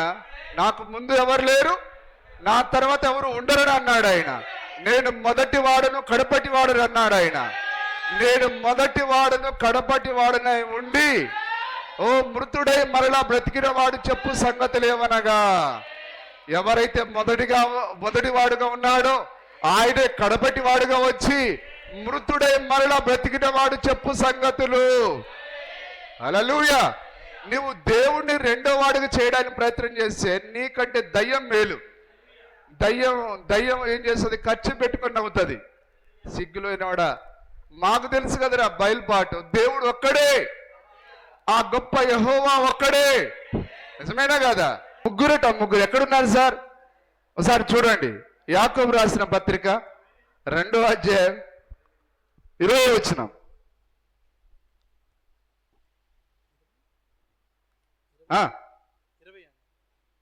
2:20. వ్యర్థుడా, క్రియలు లేని విశ్వాసము నిష్ఫలమైనదని తెలుసుకొనగోరుచున్నావా? మన పితరుడైన అబ్రహాము తన కుమారుడైన ఇస్సాకును బలిపీఠం మీద అర్పించినప్పుడు అతడు క్రియల వలన నీతిమంతుడని తీర్పు పొందలేదా? విశ్వాసం అతని క్రియలతో కూడా అక్కడే ఉంటది. దేవుడు ఒక్కడని నమ్ముట మంచిదే. ఎన్నో వచ్చినాం? అది 19వ వచనం చదవండి. దేవుడు ఒక్కడే అని నీవు నమ్ముచున్నావు. మనము ఇశ్రాయేలులు ఏమని నమ్మారట? దేవుడు ఒక్కడే. ఇశ్రాయేలులు అందరూ ఏమని నమ్మారు? దేవుడు ఇద్దరని నమ్మలేదు, ఒక్కడే అని నమ్మారు వాళ్ళు. ఎందుకు? ఓ ఇశ్రాయేలు వినము, మన ప్రభువు అద్వితీయ ప్రభువు. హల్లెలూయా. ఆజ్ఞలు ప్రధానమైన ఆజ్ఞ ప్రభువు ఒక్కడే. మరి పాత నిబంధనలోనేమో ప్రభు అయిన యెహోవా, కొత్త నిబంధనలేమో ప్రభు అయిన యేసుక్రీస్తు. ఇక్కడేమైనా ఆయన ఎవర్రా? నేనే. వింటున్నారా? ఇప్పుడు యుద్ధం జరుగుతుంది ఇద్దరు దేవుళ్ళ మధ్య. ఇక్కడ యేసు ప్రభు ఏమో ఆ యెహోవా ఎవర్రా? నేనే. ఈయన ఇక్కడ అంటున్నాడు, ఆయన పాతకాలంలో ఆయన ఎవర్రా యేసుక్రీస్తు, నేను ప్రభువుని. ఏం పేతురు గారు, ఇద్దరు కొట్టుకుంటున్నారా? దేవుని నామానికే స్తుతి కలుగును గాక. ఆ ఒక్క యెహోవాయే, ఆ ఒక్క ప్రభువే ప్రభు అయిన యేసుక్రీస్తు అయి ఉన్నాడు. దేవుని నామానికే స్తుతి కలుగును గాక. ఆ పాత నిబంధనలో ఉన్న ప్రభువే కొత్త నిబంధనలో ఉన్న ప్రభు ఒక్కరే, ఆయనే ప్రభు అయిన యేసుక్రీస్తు అయి ఉన్నాడు. చదవండి. దేవుడు ఒక్కడే అని నీవు నమ్ముచున్నావు. అలాగ నమ్ముట మంచిది. అలాగ నమ్మడం మంచిది. ముగ్గురని నమ్మడం అది చెడ్డది. అది పాతాళం అంతా చెడ్డది, అగ్నిగుండం అంతా చెడ్డది. హల్లెలూయా. అది పళ్ళు కొరికేంత చెడ్డది. హల్లెలూయా. దేవుడు ఒక్కడే నమ్ముతున్నావు, అది మంచిదే. దయ్యములను నమ్మి వణుకుచున్నవి. దయ్యాలను త్రియేక దేవ అని నమ్మి వణుకుతున్నాయా? యేసు ప్రభు వచ్చినప్పుడు ఓ నీ తండ్రి ఏడు నువ్వు వచ్చినవని అన్నాయా? ఏమన్నా ఈ సర్వోన్నతుని దేవుని కుమారుడా మాతో మమ్మల్ని నశింపజేయడానికి ఇప్పుడే వచ్చితివా? హల్లెలూయా. దయ్యములను నమ్మి వణుకుచున్నవి వ్యర్థుడా క్రియలు లేని విశ్వాసం. దయ్యాలు కూడా ఏమని నమ్ముతున్నాయి? దేవుడు ఒక్కడే అని నమ్ముతున్నాయి. కానీ దయ్యాలను కూడా నోరు మూయించి లేదు లేదు దయ్యాల మీకు తెలియదు. దయ్యం ముందా నువ్వు ముందారా? చెప్పండి. దయ్యం ముందా వీళ్ళు ముందా? నేను చెప్పేది వాక్యమేనా? హల్లెలూయా. మరి ఈ బోధ దొరక్క చాలా మంది జుట్టు బీక్కుంటున్నారు. మరి నిజంగా వాక్యాన్ని బోధించే సంఘ కాపరిని దేవుడు మనకిచ్చినందుకు మనం సంతోషంగా ఉండాలి. హల్లెలూయా. మరి ఇంత తేటగా మీకు ఎక్కడ బోధిస్తారో ఒకవేళ ఉంటే నాకు చెప్పండి, నేను కూడా వచ్చి వింటాను. Praise the Lord. హల్లెలూయా. దేవుడు నామానికి స్తుతి కలుగును గాక. వణుకుచున్నవి ఎంతమంది అట? దయ్యాలు ఎంతమంది నమ్ముతున్నాయి? దేవుడు ఒక్కడే. మరి దయ్యాలేమో దేవుడు ఒక్కడేనంటే ఈ ఎడ్వర్డ్ విలియం అనే ఆయన ముగ్గురు అంటాడు, ఓఫిరు ముగ్గురు అంటాడు. ఇంకా చాలా మంది. ఆయన ఎవరు? జఫన్యా శాస్త్రి రాజమండ్రి. ఆయన 18వ అధ్యాయంలో త్రియేక దేవుడు దిగి వచ్చాడు. ఎవరట? 18వ అధ్యాయంలో త్రియేక దేవుడు దిగి వచ్చారా? ఏంటి సార్, మా దగ్గర చదువు రాని ముసలిది కూడా నీకు బోధ చేస్తుంది. జఫన్యా శాస్త్రి గారు, హల్లెలూయా. సరిగా చదవండి సార్ వాక్యాన్ని. 18వ అధ్యాయం ఏంటిదనంటే మరలా రిపీట్ అయింది. లోతు దినమున జరిగినట్టును మరలా మనుష్య కుమారుడు ప్రత్యక్షమగున దినమున జరుగును. ఓ లోతు దినములలో దేవుడు మనుష్య కుమారుడిగా అబ్రహాము దగ్గరికి దిగి వచ్చాడు. ఆయన మనుష్య కుమారుడిగా దిగి రావాలంటే ఆయనతో పాటు ఇద్దరు ఉండాలి. ఆయన మనుష్య కుమారుడిగా దిగి రావాలంటే అబ్రహాం అని ఆయన ఇక్కడ ఉండాలి. అబ్రహాం స్థానం ఎవరిదో కాదండి, అదే విలియం బ్రెనామ్ యొక్క స్థానం. అందుకొరకే ఆ గొప్ప బలిష్ఠుడైన దూత విలియం బ్రెనామ్ దగ్గరికి దిగి వచ్చాడు. కానీ మిగతా ఇద్దరు దూతలు ఎవరు చెప్పండి? అబ్రహాం ఎక్కడున్నాడు చెప్పండి? అబ్రహాము కనాను దేశంలో ఉన్నాడు. ఓ సింధూరవనం ఎక్కడుంది? ఆ కనాను దేశంలో ఉంది. నిజమేనా? అక్కడికి ఎవరు దిగి వచ్చారు? శరీరంలో ఉన్న మనుష్య కుమారుడు, ఆ గొప్ప యెహోవా దిగి వచ్చాడు. ఆ యెహోవా అబ్రహాం యొక్క రొట్టెని తిన్నాడు, అబ్రహాం యొక్క ఆవు మాంసాన్ని తిన్నాడు, ఓ వెన్నను పాలను తిన్నాడు ఆయన. హల్లెలూయా. అక్కడికి ముగ్గురు వస్తే కానీ అబ్రహాం ఎంతమందికి సాగిలపడ్డాడు? ఒక్కడికే. ఓ ఒక్క యెహోవాకి ఆయన సాగిలపడ్డాడు. ఆయన దేవుడు మనకి స్తుతి కలుగును గాక. అందుకొరకే విలియం బ్రెనామ్ దగ్గరికి దేవుడు వచ్చాడు. కానీ లోతు పట్టడానికి ఇద్దరు వెళ్ళారు. ఎవరు వారు? గాబ్రియేలు, మికాయేలు. అలాగనే విలియం బ్రెనామ్ అమెరికాలోనే ఎందుకు ఉండాలి? వరల్డ్ రాబర్ట్ అమెరికా నుంచి ఎందుకు రావాలి? బిల్లీ గ్రామ్ కూడా అమెరికా నుంచి ఎందుకు రావాలి? ఎందుకంటే ఈ కాలంలో క్రైస్తవ దేశము అమెరికా ఉన్నది. అక్కడి నుంచే వర్తమానం రావాలి. Praise the Lord. హల్లెలూయా. పశ్చిమం నుండే మనకు వర్తమానం రావాలి. నిజమేనా? దేవుడు ప్రవక్తతో ఏమన్నాడు? నిన్ను పశ్చిమాన కలుసుకుంటాను అన్నాడు ఆయన. వర్తమానం మనకు అక్కడి నుంచి వచ్చిందా? దేవుని నామానికి స్తుతి కలుగును గాక. ఎందుకు మరలా జరుగునని చెప్పాడు ఆయన. లోతు దినములో జరిగినట్టును మనుష్య కుమారుడు ప్రత్యక్షమగు దినమునా. ఇప్పుడు ఇది ఏ దినం? ఇది మనుష్య కుమారుడు ప్రత్యక్షమైన దినం. మనుష్య కుమారుడు శరీరంలో బయలుపరచబడిన దినం. హల్లెలూయా. అబ్రహాముతో యెహోవా ఉన్నాడు, కానీ లోతు దగ్గరికి 2 దూతలు వెళ్ళారు. లోతు నులివెచ్చని విశ్వాసి. లోతు ఇప్పుడు ఈ ప్రపంచంలో ఉండే సమస్యలకు మిగతా సంఘాలన్నిటికీ సాదృశ్యంగా ఉన్నాడు. అందుకొరకే మన దగ్గరికి లేదా విలియం బ్రెనామ్ దగ్గరికి దేవుడు దిగి వచ్చాడు. ఈ ప్రపంచం దగ్గరికి ఆయన 2 దూతలను పంపాడు ఆయన. మీరు ఎప్పుడైనా ఆలోచన చేశారా? ఎందుకు వరల్డ్ రాబర్ట్ ఇంగ్లాండ్ నుంచి రాలేదు? ఎందుకు ఫ్రాన్స్ నుంచి రాలేదు? జర్మనీ నుంచి రాలేదు? ఎందుకు అమెరికాలో 3 సేవకులు అమెరికా నుంచి ఎందుకు వచ్చారు? ఆ రోజు ఆయన కనాను వాగ్దాన దేశంలో ఉన్న అబ్రాహాము దగ్గరికి దిగి వచ్చాడు ఆయన. ఆ కనాను నుంచి 2 దూతలు సొదొమ గొమొర్రాలోకి వెళ్ళారండి. ఇప్పుడు ఈ లోకమే గొప్ప సొదొమ గొమొర్రా ఉన్నది. ఇప్పుడు ఆ 2 దూతలు ఎక్కడి నుంచి రావాలి? అమెరికా నుంచి రావాలి, ఆ వాగ్దాన దేశం నుంచి రావాలి. ఈ మాత్రం సోయి లేని వాళ్ళందరూ పాస్టర్లు బైబిల్ బోధిస్తారు.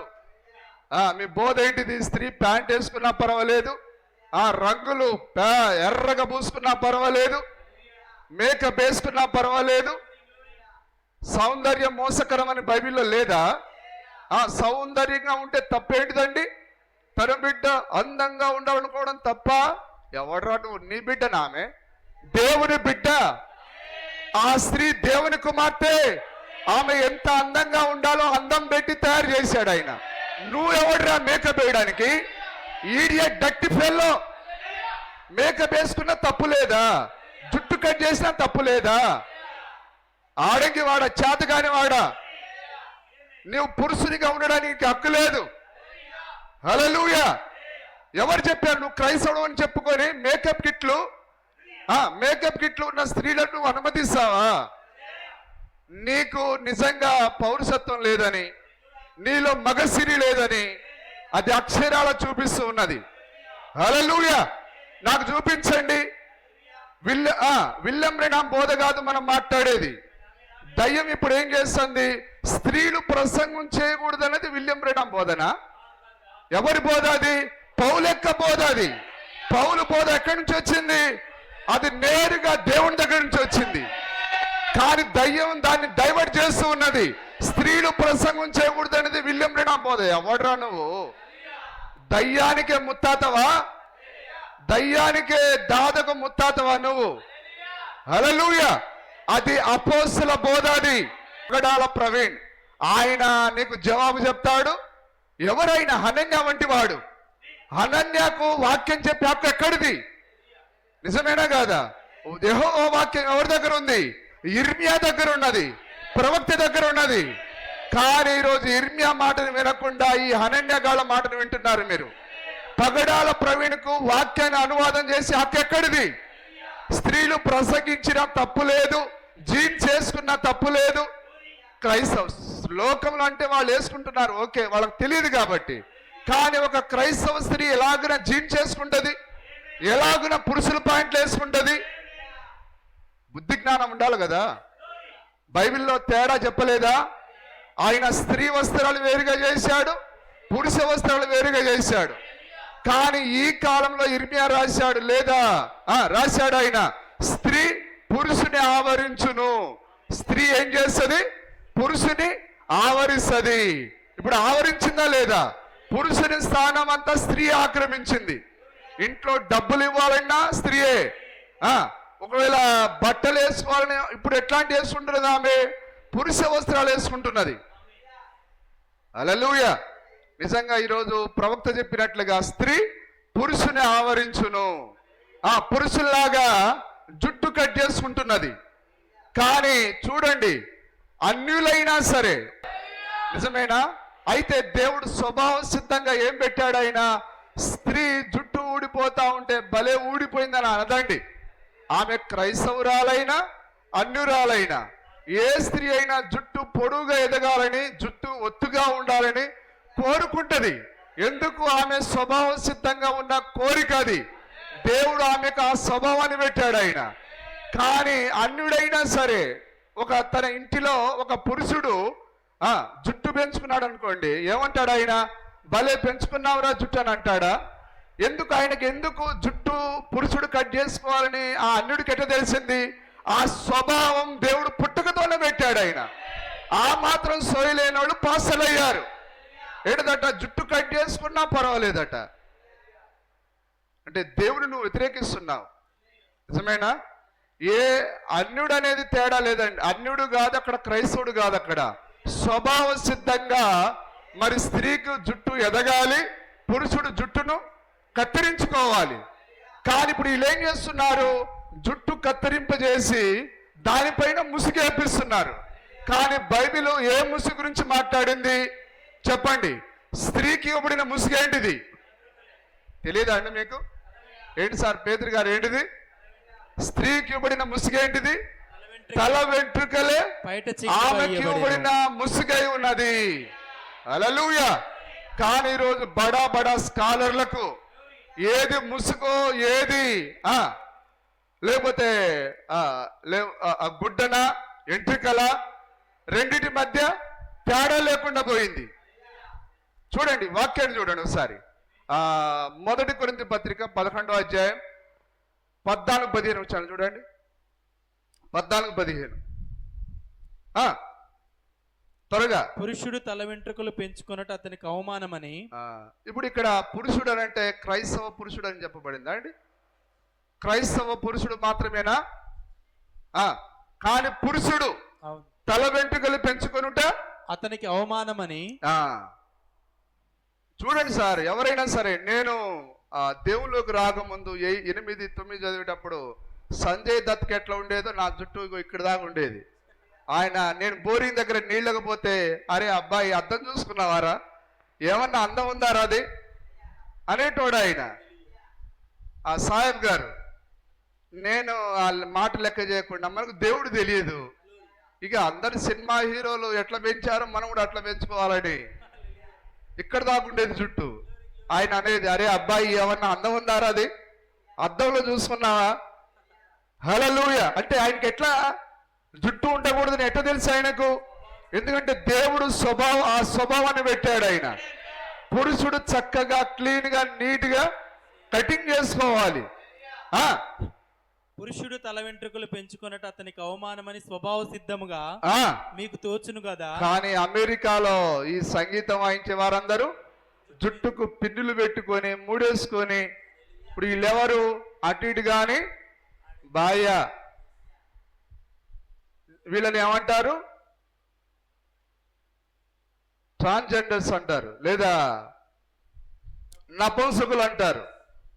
కానీ దేవుడు అలాంటి ముడి కట్టుకొని ఆ హెయిర్ బ్యాండ్లు పెట్టుకొని వాయించే వారి సంగీతాన్ని దేవుడు ఇష్టపడాడు ఆయన. అమెరికాలో అందరూ అట్లాంటి వాళ్ళే. నిక్కర్ల పైన కూడా పాటలు పాడుతున్నారు. ఎంత సోయి లేకుండా అయిపోయింది చూడండి అమెరికా. వాళ్ళు మళ్ళీ తెలుగులో, యేసు దేవుడు మంచివాడు, చాలా చాలా మంచివాడు. కానీ నీకు మంచివాడు కాదు ఆయన. నువ్వు నిక్కర్లు వేసుకున్నావంటే నీకెట్లా మంచివాడురా? ఈరోజు పాస్టర్లు కూడా ఆడంగి వాళ్ళలాగా నిక్కర్లు వేసుకొని రోడ్ల పైన తిరుగుతున్నారు. నిక్కర్లు వేసుకోవడం తెలియదు మీకు. హల్లెలూయా. కానీ నా వర్తమానం నాకు ఎలాంటి బట్టలు ధరించాలో నాకు నేర్పించింది వర్తమానం. ఓ నా సహోదరులు ఎట్లాంటి బట్టలు ధరించాలో నేర్పించింది వర్తమానం. హల్లెలూయా. ఈరోజు ధైర్యంగా మాట్లాడే ఆ యొక్క పురుష లక్షణాలను ఇచ్చింది ఈ వర్తమానం. Praise the Lord. Hallelujah. William Branham అబద్ధికుడనంటే ఒకటే, ఒక్క వర్తమానం చదివేది లేదు, వాక్యం చదివేది లేదు, ప్రార్థన చేసేది లేదు. ఎప్పుడైనా పాసపళ్ళ మొహోడా, ఎప్పుడైనా ప్రభువా ఈ విలియం బ్రెనాము ఎవరైనా అడిగావా? ఎక్కడి నుంచి వచ్చాడని అడిగావా? అడగకుండానే అబద్ధికుడు అంటే అబద్ధికుడు అంటే నీ ఇష్టమేనా? Praise the Lord. హల్లెలూయా. అన్న కయప అడిగారా, ప్రభువా ఈ యేసు అనే ఈ వ్యక్తి ఎవరు, ఇన్ని సూచక్రియలు చేస్తున్నాడు, అద్భుతాలు చేస్తున్నాడు, అతడిని కలుసుకున్న పాపాత్ములందరూ మారిపోతున్నారు. సమరయ స్త్రీ మారింది, వ్యభిచారిణి మారింది, ఒక దొంగ మారాడు. ఎందుకు ఇట్లా మారుతూ ఉన్నారు? ఎప్పుడైనా అడిగావా? హల్లెలూయా. ప్రభువా, ఈ పట్టణంలో ఉన్న ఈ ప్రజలు మారిపోయారు, వారిని మార్చినది ఏంటిది? మా దగ్గర ఉన్నారు, ఇదే బైబిల్ చదువుతున్నారు, కానీ మారు దగ్గర ఉన్న స్త్రీలు మారట్లేరు, పురుషులు మారట్లేరు. కానీ వర్తమానం చదువుతున్న ఈ పురుషులు మారుతున్నారు, ఈ స్త్రీలు మారుతున్నారు. కారణం ఏంటిదని ఎప్పుడైనా అడిగావా దేవుణ్ణి? హల్లెలూయా. ఈ వర్తమానం తిన్న ఒక క్రూరమైన ఆవు మారింది. నిజమేనా? దేవుని నామానికే స్తుతి కలుగును గాక. ఎక్కడైనా మీకు తప్పు అనిపించిందా విలియం బ్రెన్హామ్ యొక్క జీవితం? అతడు దేవుని కొరకు దేవుడు ఎలాగ వాడబడ్డాడు? దేవుని చేతిలో ఆయన. గూగుల్ని అడగండి, హూ ఇస్ విలియం బ్రెన్హామ్ అని గూగుల్ని అడగండి, ఏమంటది అది? అబద్ధ ప్రవక్త అని చెప్పదు. ఆయన ఆ యొక్క హీలింగ్ రివైవల్ తీసుకొని వచ్చిన, ఒక ఉజ్జీవాన్ని తీసుకొని వచ్చిన అతడు అని చెప్తుంది. అడగండి, మీ దగ్గర ఏమన్నా గూగుల్ ఉంటే. దేవుని నామానికి స్తుతి కలుగును గాక. హీలింగ్ రివైవల్ ని తీసుకొని వచ్చింది విలియం బ్రెన్హామ్ ద్వారా దేవుడు తీసుకొని వచ్చాడు. కొన్ని వేల మంది స్వస్థపరచబడ్డారు, కొన్ని లక్షల మంది స్వస్థపరచబడ్డారు. హల్లెలూయా. ఎవరు అది చేసింది? ఆ యొక్క మనుష్య కుమారుడుగా ఉండి మొదటి రాకడలో ఆయన ఎట్లయితే స్వస్థతను తీసుకొని వచ్చాడో, రెండవ రాకడలో ఆయన మరలా మనుష్య కుమారుడుగా వస్తాడు. ఆయన వచ్చాడా? ఇదిగో మన మధ్యలో ప్రభుదూత ఉన్నాడు. సహోదరి, నీ వ్యాధి ఏంటిదో నాకు తెలియదు, ఓ నువ్వు ఎక్కడి నుంచి వచ్చావో నాకు తెలియదు, కానీ మన మధ్యలో దేవుడు ఉన్నాడు, ప్రభుదూత ఇక్కడే ఉన్నాడు. ఇదిగో నీ వ్యాధి ఫలానిది, నువ్వు ఫలాని వ్యక్తి కొరకు ప్రార్థన చేస్తున్నావు, దేవుడు నీ గురించి నాకు తెలియపరచగడు, నువ్వు నమ్ముతున్నావా? అవును, నేను నమ్ముతున్నానే, కానీ నువ్వు స్వస్థపరచబడ్డావు, పో అని అన్నాడు ఆయన. ఓ చాలా మంది స్వస్థత పొందుకొని పోయారు. హృదయ రహస్యాలు బయలుపరిచాడు ఆయన. ఎవరు హృదయ రహస్యాలు బయలుపరిచింది? ఆ శారా హృదయ రహస్యాలను బయలుపరిచిన ఆయన. ఆయనే మరలా దిగి వచ్చాడు. హల్లెలూయా. లోతు దినములో జరిగినట్లుగా మరలా జరుగును. లోతు దినములో ఏం జరిగింది? హృదయ రహస్యాలు బయలుపరచబడ్డాయి. Praise the Lord. హల్లెలూయా. నిజంగా ఇట్లాంటి విషయాలు మనకు ఈ వర్తమానం లేకపోతే తెలుసదా? నిజంగా మనం ఏమైపోయేవారం? ఈ లోకం అనే ప్రవాహంలో కొట్టుకొని పోయేవారం. కానీ వర్తమానం మనల్ని ఆ దరికి చేర్చింది, ఆ తీరానికి చేర్చినది, ఆ ఆవలి గట్టుకు చేర్చినది. హల్లెలూయా. అందుకొరకే సోదరులారా, దేవుని ప్రేమించండి. దేవుడు మన కొరకై పంపించిన ఆ ప్రవక్తను బట్టి దేవునికి వందనం చెప్పండి. హల్లెలూయా. మరి విలియం బ్రెన్హామ్లో యోహాను గారు దేవుణ్ణి చూశాడు. ఆయన విలియం బ్రెన్హామ్ను చూసినప్పుడు ఆయనకు ఎట్లా కనిపించాడు? ఆయన అచ్చం దేవుళ్ళలాగానే కనిపించాడు. ఆయన అప్పుడు ఆయన సాగిలపడడానికి వంగాడు. ఆయన సోదరుడా, యోహాను నాకు సాగిలపడొద్దు, నేను నీ వంటి ఒక వ్యక్తిని, నేను సహదాసుడను, దేవునికి నమస్కరించుము సుమి. హల్లెలూయా. కానీ మనం కూడా చూస్తున్నామా? విలియం బ్రెన్హామ్లో దేవుని చూస్తున్నాం. విలియం బ్రెన్హామ్ దేవుడు కాదండి. హల్లెలూయా. కానీ ఆయన దైవత్వాన్ని బయలుపరిచాడు. ఆయన దేవుని నమ్మితే ఎట్లా జీవించాలో విలియం బ్రెన్హామ్ను చూస్తే నీకు తెలుస్తుంది. డబ్బు కొరకు క్యాష్ కట్టలు తీసుకొచ్చి ఇంట్లో పెట్టేవాడు కూడా, నీ ఇల్లు అమ్మి నాకి, నీ పొలం అమ్మి నాకి. ఈ దొంగలంతా సేవకులట. బైబిల్ పట్టుకోవడానికి మీకు అసలు హక్కే లేదు. డబ్బు కొరకు పనిచేసే వానికి అసలు హక్కే లేదు. Praise the Lord. హల్లెలూయా. కానీ చాలా మంట ఉంది, కానీ అందరిని మనం ఏం చేయలేం. దేవుడే చూసుకోవాలి. ఒకరోజు ఉంది వాళ్ళకి. తీర్పు దినాన ఒక్కొక్కరు పారిపోవడానికి ప్రయత్నం చేస్తే, మా బ్రతుకుని ఎంత నాశనం చేశావు కదరా, అయ్యోరా.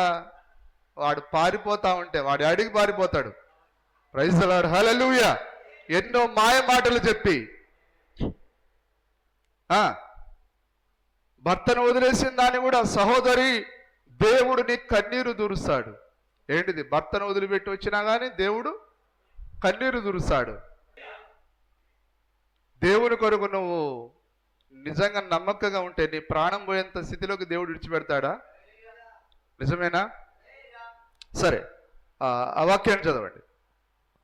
పురుషుడు తల వెంట్రుకలు పెంచుకొనట అతనికి అవమానమని స్వభావ సిద్ధముగా మీకు తోచును కదా. అది ఏ పురుషునికైనా ఏ వ్యక్తికైనా అది స్వభావ సిద్ధంగా తెలిసే కార్యం అది.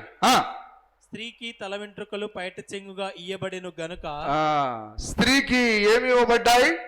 తల వెంట్రుకలు చెప్పండి. స్త్రీలు తెలుసదా? మీరు ఎందుకు ముసుగేసుకోవట్లేరు? ఒక చీర కొంగుతోనో లేకపోతే ఆ కర్చిప్ గుడ్డతోనో టవల్తోనో ఇంకోటి ఏమంటారు సార్ దాన్ని? మాస్క్.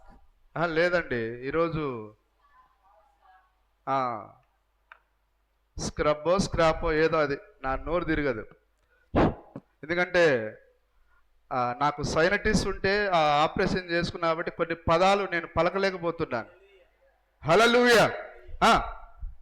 స్త్రీకి తల వెంట్రుకలు పైట చెంగుగా ఇయ్యబడిన గనుక ఆమె తల వెంట్రుకలు పెంచుకొనట ఆమెకు ఘనము. అది ఇప్పుడు ఆమె దేవుని దృష్టిలో ఘనురాలుగా ఉండాలంటే తల వెంట్రుకలు బ్యూటీ పార్లర్ పోయి ఆమె జుట్టు కత్తిరించడానికి వీల్లేదు, ఆమె ఐబ్రోస్ కత్తిరించుకోవడానికి వీల్లేదు.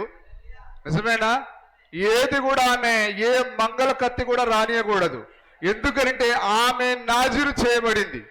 ఆ రోజు సంసోను ఎట్లయితే దేవునికి నాజీరు చేయబడ్డాడో నీవు సహోదరి పుట్టకతోని నాజీరు చేయబడ్డావు. కానీ ఆ రోజు దెలీలా సంసోనును గురిగేసినట్టుగా సహోదరి నాజీరు చేయబడిన నిన్ను ఆ యొక్క మంగళ కత్తి పట్టుకున్న దెలీలా, ఈ మోడ్రన్ దెలీలా నీ యొక్క ఐబ్రోస్ ని బోడి చేస్తూ ఉన్నది, నీ జుట్టును బోడి చేస్తూ ఉన్నది. అదే సంసోనును లాలించిన అదే పాత దయ్యం. హల్లెలూయా. ఇప్పుడు వర్తమానంలో కూడా వచ్చేసింది దెలీలా. వర్తమాన స్త్రీలు కూడా వర్తమానమే. మేకప్ కిట్ మేకప్పే, ఎర్రని పేదాలు ఎర్రగానే ఉండాలి. అట్లా వీలైతుందా సార్? ఎర్రని పెదాలతో నువ్వు పరలోకం వెళ్ళగలవా? ఐబ్రోస్ కట్ చేసుకొని పరలోకం వెళ్ళగలవా? చెప్పండి. ఆ యొక్క ఎంట్రుకలు లేనప్పుడు అభిషేకం ఉందా సంసోనికి? మరి నీవు కూడా గొరిగించుకున్నావంటే అభిషేకం ఉందా? లేదు. అభిషేకం లేకుండా నువ్వు ఎట్లా వెళ్తావు పరలోకానికి? కాబట్టి వర్తమానంలో అందుకొరకే ప్రవక్త అంత స్పష్టంగా మాట్లాడి ఉన్నాడు. ఆయన మేకప్లు వేసుకోకూడదని మాట్లాడి ఉన్నాడు, ఎత్తు చెప్పులు వేసుకోకూడదని మాట్లాడి ఉన్నాడు, స్త్రీ జుట్టు పైన కత్తెర పెట్టకూడదని మాట్లాడి ఉన్నాడు ఆయన, స్త్రీలు పురుష వస్త్రం ధరించకూడదని చెప్పాడు ఆయన. హల్లెలూయా. అది దేవుని యొక్క వాక్యం అది. కానీ ఈరోజు క్రైస్తవులు ఏం చేస్తున్నారు? జుట్టు కట్ చేసుకున్న పర్వాలేదు, కానీ నువ్వు ఒక టవల్ వేసుకుంటే చాలు, ఒక కర్చీఫ్ వేసుకుంటే చాలు. కానీ ఆమె వేసుకోవలసిన ముసుగు తల వెంట్రుకలతో వేసుకోవాలి. ఆమె యొక్క ఈ గుండును కప్పేది ఏంటంటే తల వెంట్రుకలే, ఒక కర్చీఫ్ కాదు, తువాలు గుడ్డ కాదు. అక్షరాల తల వెంట్రుకలు ఆమెకు ముసుగ్గా ఇవ్వబడ్డాయి. నిజమేనా? ఒకసారి 4వ వచనం చదవండి. 4వ వచనం. ఏ పురుషుడు తల మీద ముసుగు వేసుకొని ప్రార్థన చేయునో, ఏ పురుషుడు తల మీద ముసుగు వేసుకొని ముసుగు అంటే దాని అర్థం ఏంటిది? 14వ వచనంలో ఎంట్రుకలు. చదవండి. ఎంట్రుకలు నువ్వు చెప్తే కాదు. ఇప్పుడు పురుషుడు తల వెంట్రుకలు పెంచుకొనట 4వ వచనంలో పౌలు గారు దేని మాట్లాడుతున్నాడు? 14వ వచనంలో దానికి ఆయన అనువాదం చేస్తున్నాడు ఆయన. హల్లెలూయా. పురుషుడు తల వెంట్రుకలు పెంచుకొనట అతనికి అవమానమని. అది ముసుగు వేసుకొనుట అవమానం అంటే తల వెంట్రుకలు పెంచుకోవడం అతనికి అది అవమానమై ఉన్నది. 5వ వచనం చదవండి. ఏ స్త్రీకి తల మీద ముసుగు వేసుకొనక అంటే దాని అర్థం ఏంటంటే ఆమె జుట్టు కత్తిరించుకోవడం లేదా ఆ ముసుగును తొలగించుకోవడం.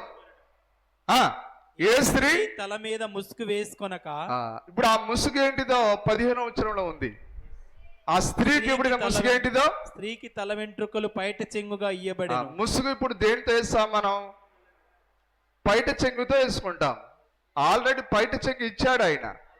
హల్లెలూయా. ఏంటిది ఆ పైట చెంగు? తల వెంట్రుకలే. ఇప్పుడు ఇది కూడా తెలియని వాళ్ళు ఇప్పుడు బడా పాస్టర్లు, బైబిల్ ట్రైనింగ్లు. దేనికి సార్? పౌరులో ఉన్న ఆత్మ నీలో లేకపోతే వాక్యానికి నువ్వు తప్పుడు అనువాదాన్ని ఇస్తావు. దేవుని నామానికి మహిమ కలుగును గాక. హల్లెలూయా. సరే, మనం ముందుకెళ్దాం.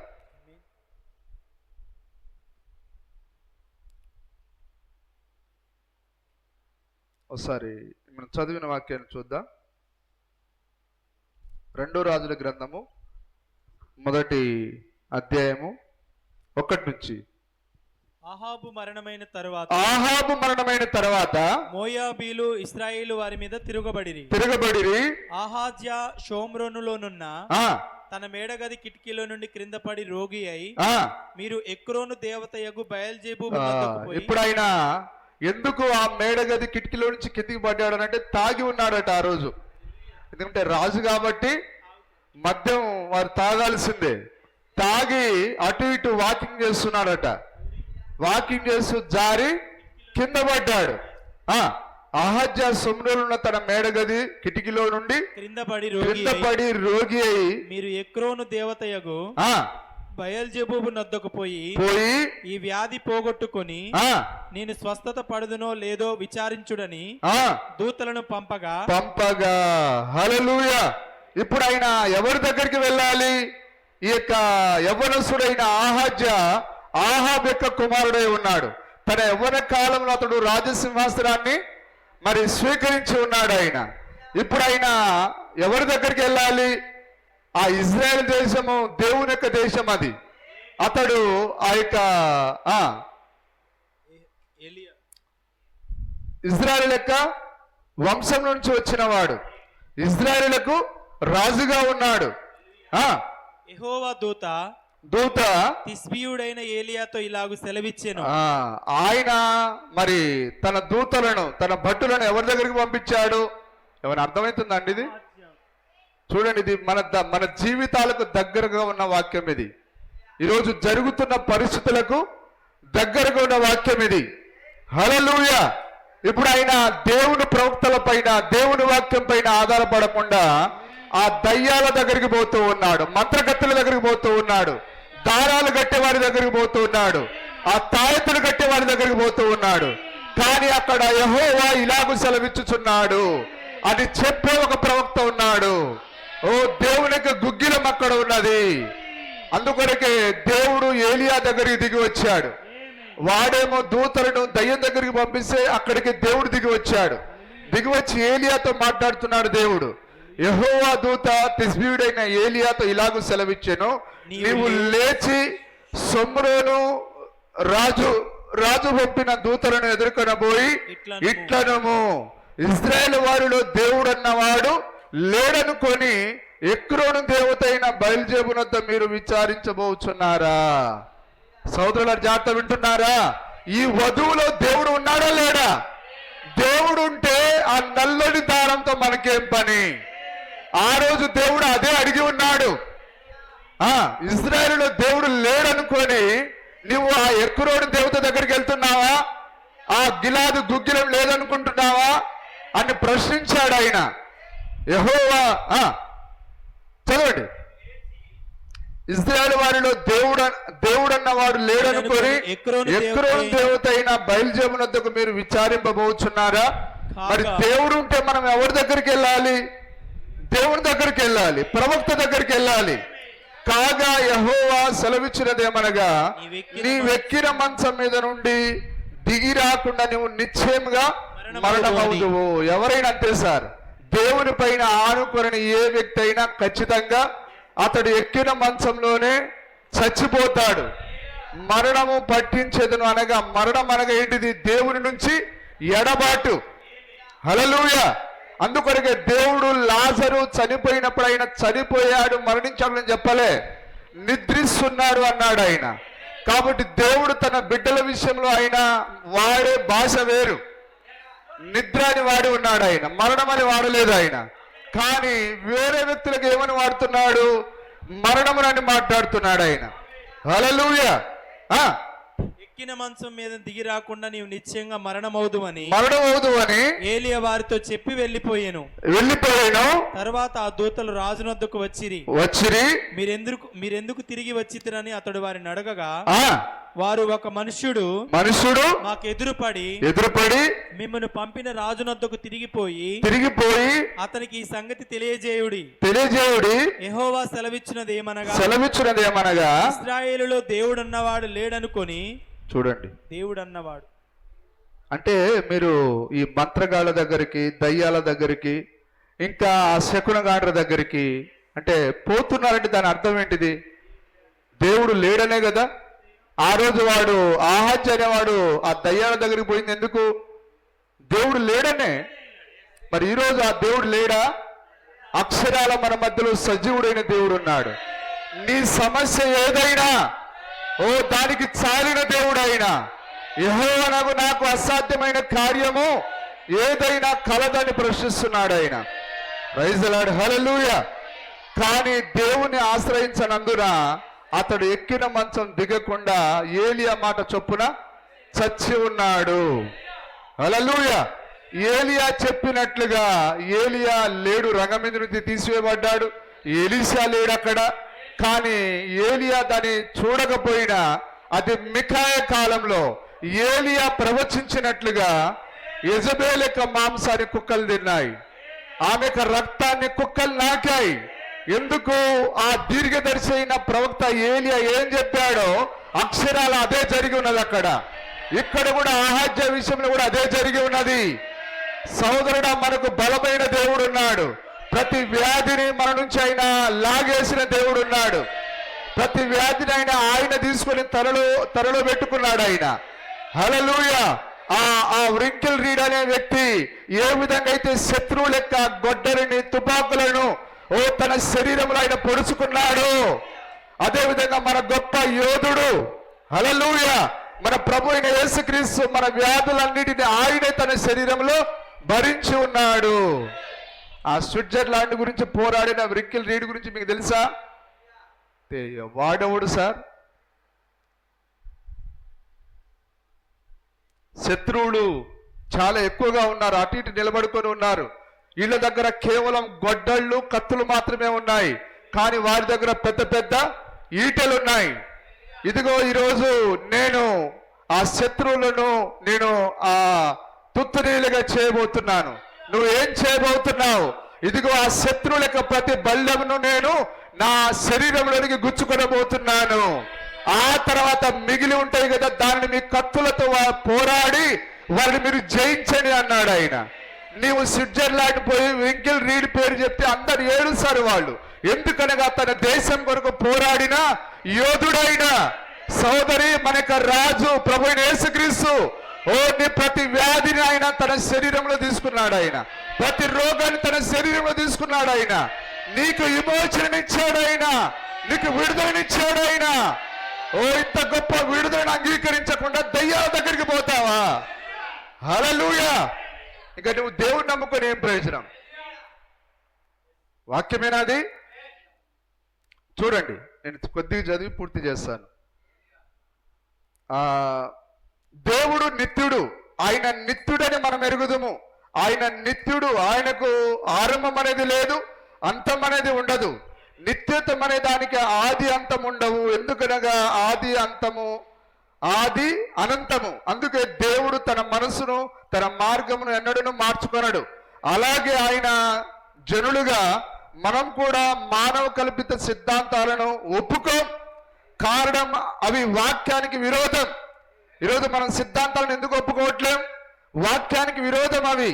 ఈ త్రిత్వ సిద్ధాంతము, తండ్రి కుమార నామములో బాప్తిస్మం, ప్రతి ఆదివారం మధ్యాహ్నం రొట్టె విరవడం, ఇవన్నీ సిద్ధాంతాలు. దయ్యం యొక్క, చెప్పండి సార్, నోరు లేదా? దయ్యం యొక్క సిద్ధాంతాలు అవి. అందుకే మనం ఒప్పుకోవట్లేం. కారణం అవి వాక్యానికి విరోధం. అందుకొనికే దేవుడు మరియు ఆయన వాక్యం ఒకటేనని మనం నమ్ముతాము. నేను నా తండ్రి ఏకమై ఉన్నాం. దేవుడు వాక్యం ఒకటే. హల్లెలూయా. దేవుని ఎద్ద ఉండెను, ఆ వాక్యమే శరీరధారి మన మధ్య నివసించడని బైబిల్ చెప్పి దాన్ని మనం నమ్ముదాము. అందుచేత దేవుడు దేన్నైనా అన్నట్లయితే ఇక దానిని ఆయన ఎన్నడూ వెనక్కి తీసుకోడు. దేవుడు రంగం మీదకి వచ్చి దేన్నైనా వాగ్దానం చేసినట్లయితే ఇక ఆయన దాని విషయంలో ఎన్నడూ రాజీపడడు, మర్చిపోడు. ఒక్కసారి ఆయన నిర్ణయం తీసుకుంటే ఇక ఎన్నడూ అది మారదు. ఏదైనా తోటలో మొదటిసారి పాపం జరిగినప్పుడు మానవాళి కొరకు నిర్ణయం ఒకటి తీసుకునేను, అదే రక్తం. నిజమేనా? ఆ రోజు ఆయన రక్తం ద్వారా వారిని కప్పినట్లయితే ఆ యొక్క ఇజ్రాయేలీయులు ఐగుప్తులో ఉన్నప్పుడు వారిని ఆయన రక్తం కింద ఉంచాడు. ఆయన ప్రతి కాలంలో తన బిడ్డలు ఎక్కడ గుర్తించగోరాడు ఆయన రక్తం కింద గుర్తించగోరాడు ఆయన. ఈ రోజు కూడా అంతే, దేవుడు ఏర్పాటు చేసిన మార్గం అదే ఎర్రని తివాచి. దేవుడు మనకు భూమికి ఆకాశానికైనా ఒక నిచ్చెన వేశాడు ఆయన. అదే రక్తపు నిచ్చెన అయి ఉన్నది. నువ్వు ఆ రక్తము ద్వారా నువ్వు ఎక్కుతూ పైకి వెళ్ళాలి. రక్తము లేకుండా నువ్వు నీ గమ్యస్థానానికి చేరలేవు. దేవుడు ఏ దేవుడు ఏ మార్గం అయితే ఓపెన్ చేశాడో చివరి వరకు అదే ఉంటది. రక్తము లేకుండా దేవుడు నేను అంగీకరించాడు ఆయన.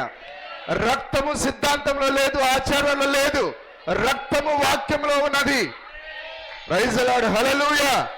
అందుకొరకే మనము ఆచారాలు అంటే అస్సలు ఇష్టపడం, ఎందుకంటే అది రక్తం లేనిది.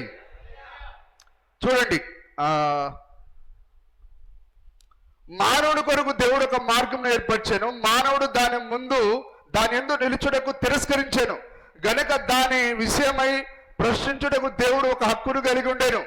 నాడు నేడు మరియు తీర్పు దినమున కూడా ఆయన అదే ప్రశ్న అడుగును. ఎందుకు? యేసుక్రీస్తు నామములో బాప్తిసం ఉండగా నీవెందుకు తండ్రి కుమార నామములో ఇచ్చావని అడుగుతాడు ఆయన. హల్లెలూయా. పరిశుద్ధులకు ఒక్కసారి అప్పగించబడిన బోధ. ఏ బోధ అది? త్రిత్వ బోధ కాదు, దేవుడు ఒక్కడేనన్న బోధ. యేసుక్రీస్తు నామములో బాప్తిసం. కానీ యేసుక్రీస్తు నామములో బాప్తిసం ఇచ్చేది ఎవరంటే ఈ విలియం బ్రెన్హాములు వెంబడించేవారు, ఈ బ్రెన్హామైట్స్ అని అంటున్నారు. అపోస్తలుడు పేతురు కూడా విలియం బ్రెన్హామును వెంబడించాడా? William Brenham పేతురుని వెంబడించాడా? పేతురు విలియం బ్రెన్హాం వెంబడించాడా? మాట్లాడే ముందు టంగు జాగ్రత్తగా దాన్ని ఆలోచించి మాట్లాడాలి. మనం మాట్లాడే ప్రతి వ్యర్థమైన మాటలకు లెక్క చెప్పాలని వాక్యం చెప్పింది. ప్రైజ్ ది లార్డ్, హల్లెలూయా. ఈ విలియం బ్రెన్హామును అనుసరించే వారే తండ్రి కుమార నామములో బాప్తిసం పొందరు, వారు దాన్ని ఒప్పుకోరు. కానీ మనం దాన్ని చేస్తున్నామని అంటున్నారు. విలియం బ్రెన్హాం ప్రతిపాదించాడు దీన్ని. ఏమన్నా అక్షరాలు అది అపోస్తుల ద్వారా దేవుడే ఇచ్చాడు. ఎంతమంది నమ్ముతారు దాన్ని? ఎందుకు అని వారిని అడుగుతారు. స్త్రీలు ప్రసంగం చేయకూడదని. నేను పౌలు గారి ద్వారా మాట్లాడి ఉన్నాను, కానీ మీరెందుకు స్త్రీలను అభిషేకించారు, ఎందుకు స్త్రీలను వాక్యం చెప్పడానికి మీరు అనుమతించారని దేవుడు అడుగును. ఎందుకు అనే కారణం అడుగుతాడు ఆయన. ఆ దినమంది అనేకులు నా దగ్గరకు వచ్చి అడుగుతారు, అయితే నువ్వెందుకు వాక్యానికి విరోధంగా చేశావని ఆయన అడుగుతాడు. అప్పుడు ఏ సమాధానం చెప్తావు? స్త్రీలు సంఘములో మౌనంగా ఉండవలెను, వారు నేర్చుకోవలసిందే కానీ నేర్పించడానికి వారికి హక్కు లేదు అన్నాడు ఆయన. నేను రాయుచున్నవి ప్రభు యొక్క ఆజ్ఞలు అన్నాడు ఆయన. హల్లెలూయా. చూడండి, మనం చదువుతున్న లేఖనము ఆహాబు మరణమైన తర్వాత అనే దానితో ఆరంభమైనది. ఆహాబు ఒక దుష్టరాజు, సరిహద్దు విశ్వాసి. ఏది సరి అయినదో ఎరిగినవాడే. ఎవరు? ఆహాబు సరిహద్దు విశ్వాసి. ఎవరు? ఆ యొక్క ఇజ్రాయేలు ఐగుప్తు నుంచి ఎక్కడ దాకా వచ్చారు? సరిహద్దు దాకా వచ్చారు. ఆ సరిహద్దుకు వచ్చి సరైన నిర్ణయాన్ని వారు తీసుకోలేకపోయారు. నిజమేనా? అలాగనే ఈ యొక్క దుష్టరాజు అయిన ఆహాబు కూడా సరిహద్దు విశ్వాసి. ఆయనకు తుది ఏదో తెలుసు, నిజమైనది ఏదో తెలుసు, కానీ భార్యకు భయపడి, చూడండి, దయ్యం యొక్క మాటను విన్నాడు, భార్య యొక్క మాటను విన్నాడు. కానీ ఆహాబు ఎవరి మాటను వినాలి? దేవుని మాటను వినాలి, ఏలియా యొక్క మాటను వినాలి, ఎలీషా యొక్క మాటను వినాలి, మికా యొక్క మాటను వినాలి. హల్లెలూయా. సరే, విలియం బ్రెన్హాం మాట వినకపోతే వినకపోయారు. ఈరోజు కనీసం మన మాట అయినా వినాలి. దేవుని మాట వినలేదు, పక్కన పెడదాం. విలియం బ్రెన్హాం వినలేదు, పక్కన పెడదాం. ఈరోజు వధువు మాట అయినా వినాల.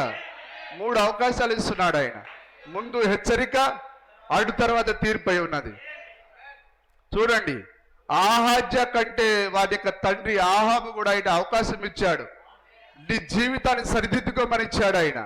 కానీ వాడు సరిదిద్దుకోలేదు, వాని కుమారుడు సరిదిద్దుకోలేదు, ఆహాజ్య కూడా సరిదిద్దుకోలేదు.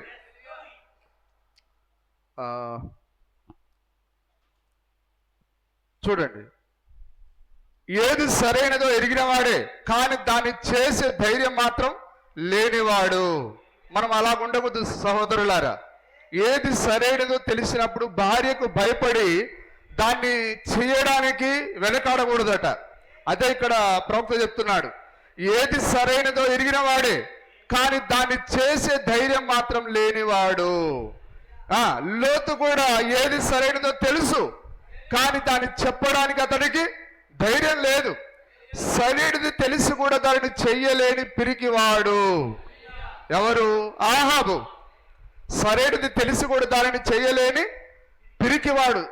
సరైనది తెలిసి కూడా దాన్ని చేయకపోతే వాళ్ళని ఏమంటారట? పిరికివాడు. దీన్ని తలంచుచున్నాను, నేడు ఈ లోకము ఆహాబును బట్టి కలుషితం కాలేదు. అంటే ఇప్పుడున్న ఈ లోకము ఆహాబును బట్టి కలుషితం కాలేదట. కానీ ఈ కాలంలో గొప్ప గొప్ప ఆహాబులు ఉన్నారు. వాడేంట్రా మేమున్నాం, వాడి తాతలం అని నిరూపించే వాళ్ళు ఇప్పుడు ఉన్నారట. ఆహాబును బట్టి కలుషితం కాలేదు. మనం జీవిస్తున్న ఈ క్రైస్తవ సమాజము అనేక మంది ఆహాబును బట్టి కలుషితమైపోయింది. ఆ రోజు ఒక్కడే ఆహాబు అయితే ఆ ఆహాబులో ఉన్న ఆత్మ ఈరోజు అందరిలో ఉన్నది. అది ఏ ఆత్మ? అది పిరికి ఆత్మ, భార్యను ఎదిరించలేని ఆత్మ, దేవుని వాక్యానికి లోబడలేని ఆత్మ. అది చూడండి, అనేకమైన ఆహాబును బట్టి కలుషితమైపోయింది. ప్రైజ్ ది లార్డ్, హల్లెలూయా. నిజమేనా? పిరికి వాడుగా ఉంటే భార్య ఏది కనుసైగ చేసి అదేనా సార్? కనుసైగలతోనే నడిపించింది ఎవరు? ఎవరండి? యెజబెలు. ఎవరైనా నాబోతు పొలాన్ని తీసుకోవడానికి వాడు సరేనని వదిలేస్తే వాడిని పురికొల్పి చేతగానోడా ఆడంగోడా లే, ఎట్లా చేయాలో ఉపాయం నేను చెప్తా, నలుగురు పెద్ద మనుషులు మాట్లాడుకో, అబద్ధికులను పెట్టు. అబద్ధ సాక్ష్యాలను పెట్టింది, చంపించింది. కానీ అదే సమయంలో దేవుడు ఏమన్నాడు? ఏ చోటైతే నాబోతు రక్తం పారిందో అదే చోట, హల్లెలూయా, ఆ యొక్క ఆహాబు యొక్క యెజబెల్ యొక్క రక్తాన్ని కుక్కలు నాకుతాయని దేవుడు అన్నాడు. భార్య మాట వింటే అంత ప్రమాదం అండి. భార్య మాట విన్నందుకు ఆదాముకు ఎంత ప్రమాదం జరిగింది. మనలందరినీ హోల్సేల్గా పాతాళానికి అమ్మేశాడు. మరలా రెండో ఆదాము వచ్చి పాతాళంలో ఉన్న మనల్ని బయటికి లాగి ఉన్నాడు. ఆయన దేవుడు నామానికి స్తుతి కలుగును గాక. వాక్యం మిమ్మల్ని సంతోషపెడుతుందా? చూడండి తమ్ముళ్ళు, మీకు రాబోయే రోజుల్లో డబుల్ బెడ్రూమ్లు కట్టిస్తాం, మీకు రోడ్లు వేపిస్తాం, మీకు కట్టుకోవడానికి బట్టలు ఇస్తాం, మీరు వండుకోకుండా గ్యాస్ బయలు ఇస్తాం, ఫ్రీ బియ్యం ఇస్తాం, మేమే ముద్దలు కలిపి పెడతామంటే అయ్యా వందనాలు దండాలయ్యా. ఎన్ని రోజులు బతుకుతావరా ఇక్కడ? ఎన్ని రోజులు పోతావు ఈ గబ్బు జీవితంలో? ఎన్ని రోజులు బతుకుతావు? అదిగా దానికి సంతోషపడతావా? మళ్ళా మనవాళ్ళు ఈసారి ఏమి ఇస్తాడట? ఎప్పుడు పథకాల పైనే, కానీ మన దేవుడు గొప్ప ఆశీర్వాదాలు పట్టుకుని ఉన్నాడు. ఆయన అన్ని మనకే కావాలి. ఏ ఇందిరమ్మ ఇల్లులు మనకు వదిలిపెట్టాం, ఏ పింఛను వదిలిపెట్టాం. ఎందుకు సార్? ఈ జీవితానికి అర్థమే లేదు అసలు. దేవుని దగ్గర నుంచి రావాలి మనకు ఆశీర్వాదం. దేవుని వాక్యానికి మనం సంతోషపడాలి. వాక్యం వస్తుందంటే మనం ఆనందం వ్యక్తపరచాలి. ప్రైజ్ ది లార్డ్, హల్లెలూయా. ఒకవేళ నువ్వు వద్దన్నా వస్తే తీసుకో, కానీ నాకు రాలేదు. ఇందిరమ్మ ఇల్లు రాకపోయినా ఏం దేవుడో ఏందో, మా ఊళ్ళో అందరికి వచ్చింది, నాకు రాలేదు. ఏంది ఇందిరమ్మ ఇళ్ళ కొరకు కారణం? దేవుడు నమ్ముకుంది. బుద్ధి లేనివాడా? పెన్షన్ రాకపోయినా దేవుడే కారణమా? ఎట్లా సార్ మన విశ్వాసం? ఊగిసలాట. యోహానును గురించి అడిగాడు ఆయన, మీరు ఏం చూడ వెళ్ళారు? డబ్బు కోసం అక్కడికి ఇక్కడికి పరిగెత్తేవాడినా? లేదు, అట్లాంటి వాడు కాదు యోహాను. ఆయన వాక్యం వరకు నిలబడిన ప్రవక్త. ఆయన స్త్రీలు కరిగిన వారిలో అట్లాంటి వాడు లేడన్నాడు. ఆయన ఆ యొక్క హేరోదియా చంపుతాడని తెలుసు ఆయనకి, కానీ భయపడకుండా ఆయన గద్దించి ఉన్నాడు. ఫిలిప్పు, లేదా నీవు నీ భార్యను నీ యొక్క తమ్ముని యొక్క భార్యను ఉంచుకోవడం అది న్యాయం కాదు, తిరిగి ఆమెను పంపించమన్నాడు ఆయన. ఆమె కక్ష కట్టింది. అందరి ముందు నేను అవమానపరుస్తాడా? ప్రైజ్ ది లార్డ్, హల్లెలూయా. సరే, కానీ అది దేవుని వాక్యం. అది చూడండి, ఇక్కడ నేను చదివి ముగిస్తాను. ఎక్కడ మనం చదువుతుంది?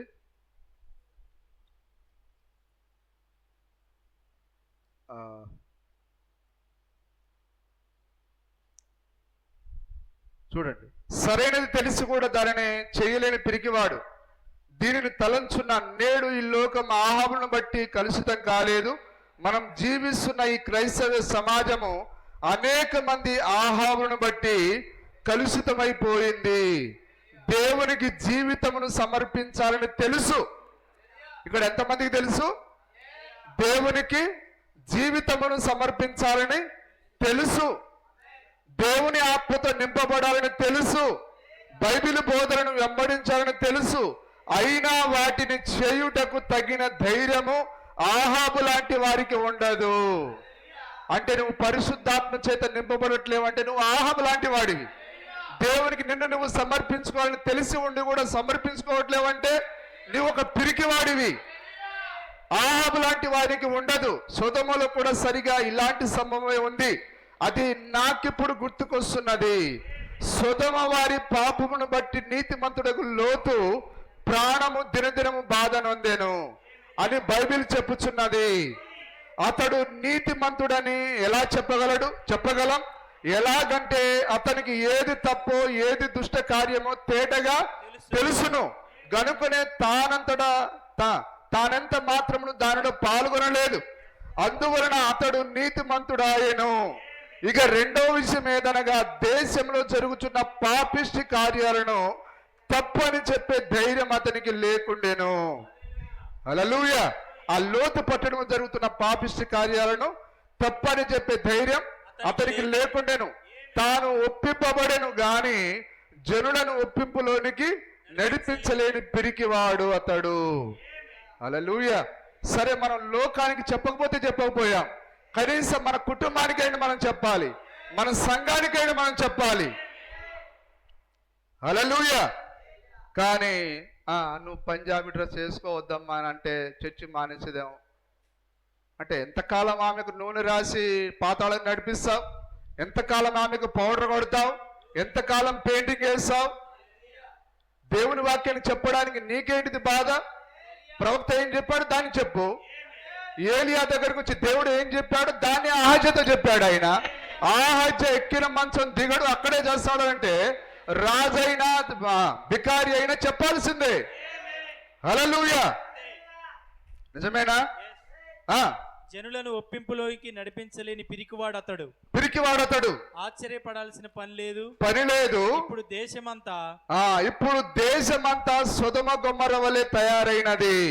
అంటే ఇప్పుడు ప్రపంచమే ఏమైపోయింది? సొదొమ గొమొర్రలాగా మారిపోయింది. దేశమంతా మరియు లోకమంతా అనేక మంది లోతులు నేడు ఉన్నారు. ఆ రోజు ఒక్కడే లోతు, ఒక్కడే ఆహాబు అయితే ఇప్పుడు ప్రపంచమంతటా ఆహాబులు ఉన్నారు, ప్రపంచమంతటా లోతులు ఉన్నారు. వారు యేసుక్రీస్తు నిన్న నేడు నిరంతరం ఏకరీతి ఉన్నాడని, ఆయన శక్తి ఇది వరకు ఎలాగూ పనిచేసిందో నేడు కూడా అలానే పనిచేస్తుందని తెలిసి కూడా దానిని ధైర్యంగా సంఘ వేదికల మీద చెప్పుటకు జంకుచున్నారు. బలిపీఠం మీద నిలబడి పాపాన్ని ఖండించలేనంత పిరికివారుగా ఉన్నారు. హల్లెలూయా. ఆత్మ నడిపి ఏంటి సార్? అదేనా? పాడండి. ఆత్మ పని చేయుచున్నది. ఎవరికి? లంగోటాలు వేసుకొని ఏమి సార్ అది? ప్యాంట్లు వేసుకొని పాడితే ఆ ప్యాంట్లు వేసుకొని పాట పాడే స్త్రీలను ఆత్మ ఉన్న బుద్ధి ఉండాలక్కర్లే. ప్యాంట్ వేసుకున్న ఆమెను దేవుడు ఎట్లా నడిపిస్తాడండి? పంజాబీలు తప్పని ప్రవక్త చెప్పలేదా? పురుష వస్త్రం కాదా అది? మరి ఏ వస్త్రం వేసుకున్నా పర్వాలేదని అంటే ఇప్పుడు పురుషులందరూ చీర కట్టుకోవచ్చు, ఏముంది? నో రిస్ట్రిక్షన్ అని అంటే ఇప్పుడు అందరు చీర కట్టుకోవాలి, వాళ్ళకు ప్యాంట్ వేపియాలి. ఏమంటే పేతురు గారు, నేను చెప్పేదాన్ని ఏమైనా తప్పుందా? మరి పంజాబీ డ్రెస్ వేసుకున్నా గాడ్ బ్లెస్ యు సిస్టర్. అవును, గాడ్ బ్లెస్ అంటే పాస్టర్ గారు దీవించాడు, కానుకొరగా నువ్వు సేవ చేసేది. మీరెవరు అనుమతించకండి మీ బిడ్డలకు. పంజాబీ డ్రెస్ను అనుమతించవద్దు, నైట్ ప్యాంట్లను అనుమతించవద్దు, నిక్కర్లు వేసుకోవడాన్ని అనుమతించకూడదు. ఆహాబులాగా ఉండకండి, లోతులాగా ఉండకండి. తప్పును తప్పని చెప్పండి, ఎందుకంటే సమయం లేదు. ఓ మనం ఎత్తబడే సమయం ఆసన్నమైంది. దేవుని నామానికి మహిమ కలుగును గాక. మంగళవారం వచ్చిందనంటే చెయ్యము. ఇప్పుడు అన్ని దినాలు మంచివే, అన్ని దినాలు చెడ్డవే. మంగళవారం రోజు తాగట్లేదా? మంగళవారం రోజు వ్యభిచారం జరగట్లేదా? మంగళవారం రోజు దొంగతనం జరగట్లేదా? శుక్రవారం రోజు జరగట్లేదా? ఆదివారం రోజు జరగట్లేదా? ఏ రోజు తాగట్లేరు, ఏ రోజు చావట్లేరు చెప్పండి. అన్ని దినాలు చెడ్డవే, అన్ని దినాలు మంచివే. కానీ పాపిష్టి వాడికి అన్ని దినాలు చెడ్డవే. కాబట్టి జ్ఞాపకార్థ కూటం అనేది ఆ రోజే జరగాల. అన్యుల్లాగా మేము దాన్ని ఏమంటారు, దినం. నీకేం దినం? నీకేం దినం చెప్పండి? నీకు పిండా కొడు పెట్టాలా, తద్దినం చేయాలా? ఒప్పుకోకండి సార్, మీరు లేకపోయినా నాకు దినాలేం చేయకండి, ఆ రోజే జ్ఞాపకార్థం పెట్టండి. నేను మంచోడిని అయితే మంచిదని చెప్పండి, చెడ్డోడైతే చెడ్డోడని చెప్పండి. నిజమేనా? దేవుని నామానికి మహిమ కలుగును గాక. సరే, ఎందుకంటే దేవుని నమ్ముకున్న తర్వాత మనం చెడ్డ కార్యాలంటే ఏం చేయం. దేవుని బిడ్డల కొరకు వారు ఏదో ఒక పని చేసి ఉంటారు, అదే మనం మాట్లాడతాం ఖచ్చితంగా. దేవుని బిడ్డల కొరకు వారు చేసిన కార్యాలు, అది చిన్నదైనా చాలా పెద్దది, గొప్పదది. ఈ చిన్న వారికి ఒకరు చేసిన కార్యాలు మనం తలంచి, అదే జ్ఞాపకార్థ కూటం అంటే. జ్ఞాపకార్థ కూటం దేనికంటే అతడు సంఘములో ఎలా వచ్చేవాడు, ఎలా నడుచుకున్నాడు, అతని జీవిత విశ్వాస జీవితం ఏంటిది, ఆ దాని కొరకు, మిగతా వారికి బలం కొరకు అది. అవును, మనం కూడా మన యాత్రను ముగించుకునే సమయంలోగా ఆ సహోదరుడిలాగా మనం కూడా నమ్మకంగా ఉండాలి. అదే తప్ప నీ బంధువులందరూ ఏరా దినం చేయవా, మా వాళ్ళు ఒప్పుకోవట్లేరండి, 10వ రోజు చేయాలంటున్నారు, 11 రోజు చేయాలంటున్నారు. నువ్వు కూడా వాళ్ళతో పాటు నెత్తి మీద గుడ్డేసుకొని, ఓ పెద్ద నాయన నేను చేయలేను పెద్ద నాయను అన్ను కూడా తగలబడి ఏడు. ప్రైజ్ లార్డ్, హల్లెలూయా. చూస్తున్నారా వాక్యాన్ని? లోకంతో పాటు మనం పరిగెత్తడానికి లేం. మనం వాక్యంతో మనం ఆగి ముందు కొనసాగాలి. వాక్యమే మన యొక్క ప్రాముఖ్యమైన శిరస్సు అయి ఉన్నది. వధువు యొక్క శిరస్సు వాక్యమే. నిజమేనా? ఓకే, చదవండి సార్. బలిపీఠం మీద నిలబడి పాపాన్ని ఖండించలేనంత పిరికివారుగా ఉన్నారు. కారణము ధన సాయం చేసేవారు దూరం అవుతారేమోనని. అరే, ఇక్కడ రాయబడి ఉంది, నేనే ఉట్టిగా చెప్పానేమో అనుకున్నా. ప్రవక్త ఆల్రెడీ చెప్పాడు ఇక్కడ, ధన సాయం చేసేవారు దూరం అవుతారేమోనని భయం. ఏం చేసినా పర్వాలేదు సిస్టర్, గాడ్ బ్లెస్ యు అని చెప్పడమే నేర్చుకున్నారు ఈరోజు. అందుకొరకేనట, చూడండి, వేదికల మీద చెప్పుటకు జంకుచున్నారు, బలిపీఠం మీద నిలబడి పాపాన్ని ఖండించలేనంత పిరికివారుగా ఉన్నారు. కారణం ధన సాయం చేసేవారు దూరం అవుతారేమోనని భయం, మరియు సావాసంలో నుండి గెంటి వేస్తారేమోనని భయం, పిరికితరం. వీటన్నిటికి విరుగుడు ఒక్కటే, అది యేసుక్రీస్తు యొక్క రక్తము. క్రిందికి రావడమే. ఎందుకు? మన యొక్క ప్రతి బలహీనతను తీసేసేది ఒకే ఒకటి, మన పిరికితనాన్ని తీసేసేది ఒకే ఒకటి, అదే యేసుక్రీస్తు యొక్క రక్తమై ఉన్నది. అందుకొరకే మనం మన కుటుంబాన్ని రక్తం దగ్గర తీసుకొని రావాలి. ప్రభువా, ఈ దినమంతా నా కుటుంబాన్ని రక్తం కింద కప్పు ప్రభువా. అంత టైం ఎక్కడ సార్ మాకు? బిజీ, ఉరకాల, ఒకటే ఉరుకుడు. ఆ ఉరుకులు పరుగుల ప్రయాణం నుండి జీవితాన్ని కోల్పోతే సోదరుడు, ఆ తర్వాత ఏంటి సంగతి? అగ్ని ఆరదు, పురుగు జావదు. అందుకొరకే ఉదయం లేవగానే రక్తం దగ్గరికి తీసుకొని రావాలి. నీ కుమారుని, నీ కుమార్తెను, నీ భార్యను, నీ పిల్లలను, నీవు ఆ రక్తం కింద మమ్మల్ని మూయి ప్రభువా, నీ రక్తం కింద మమ్మల్ని దాయి నాయనా. ఈరోజు మేము ఎట్లా జీవించాలో ఈ దినము ప్రత్యక్షతను దయచేయి ప్రభు అని ప్రార్థన చేయాలి. నీవు భయభక్తులతో చేసే ప్రార్థన, అది చిన్నదైనా దేవుడు దాన్ని ఇష్టపడతాడు. ఆయన నువ్వేదో దానికి తల తోక లేకుండా దీర్ఘంగా ప్రార్థన చేసిన దాని వలన ఏమీ రాదు. కానీ నువ్వు చేసే ప్రార్థన గ్రహింపుతో, అది చిన్న ప్రార్థన అయినా దేవుడు దాన్ని అంగీకరిస్తాడు. మరి రక్తం అవసరమేనా? అందుకొరకే మనకు ధైర్యం కావాలన్నా, మనకు పిరికితనం పోవాలన్నా ఇప్పుడు ఏం కావాలి? రక్తం కావాలి. హల్లెలూయా. వాక్యమేనా నేను మాట్లాడేది? కిందికి చదవండి సార్. వీటన్నిటికీ విరుగుడు ఒక్కటే, అది యేసుక్రీస్తు రక్తము క్రిందికి రావటమే. ఎందుకు? ఆహాజు అనేవాడు ఆహాబు కొడుకు, అతడొక నులివెచ్చని ఇంట్లో పెంచబడినాడు. ఇది జాగ్రత్త వినండి, ఇది చాలా ప్రాముఖ్యమైన కార్యం. ప్రవక్త దీన్ని చాలా చక్కగా వివరిస్తున్నాడు ఆయన. నులివెచ్చని ఇంట్లో పెంచబడి, నులివెచ్చని అంటే ఈ ఆహాబు సగం క్రైస్తవుడు, సగం అన్యుడు, విగ్రహారాధికుడు. మరి ఆ తల్లి పూర్తిగా విగ్రహారాధికురాలు. కాబట్టి వీడిప్పుడు తల్లి వైపు మొగ్గాలో తండ్రి వైపు మొగ్గాలో అర్థం కాలేదు. చూడండి, నులివెచ్చని ఇంట్లో పెంచబడినాడు.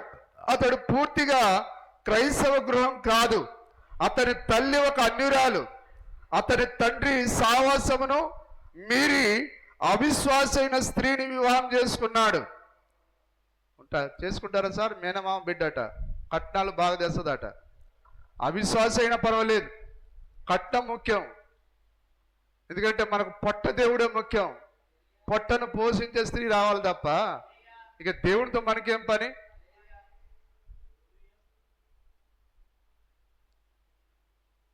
ఇష్టంగా లేదా సార్ వాక్యాన్ని?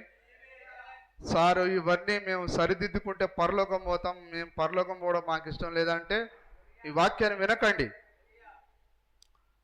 అతని తండ్రి సావాసమును మీరి అవిశ్వాసైన స్త్రీని వివాహం చేసుకున్నాడు.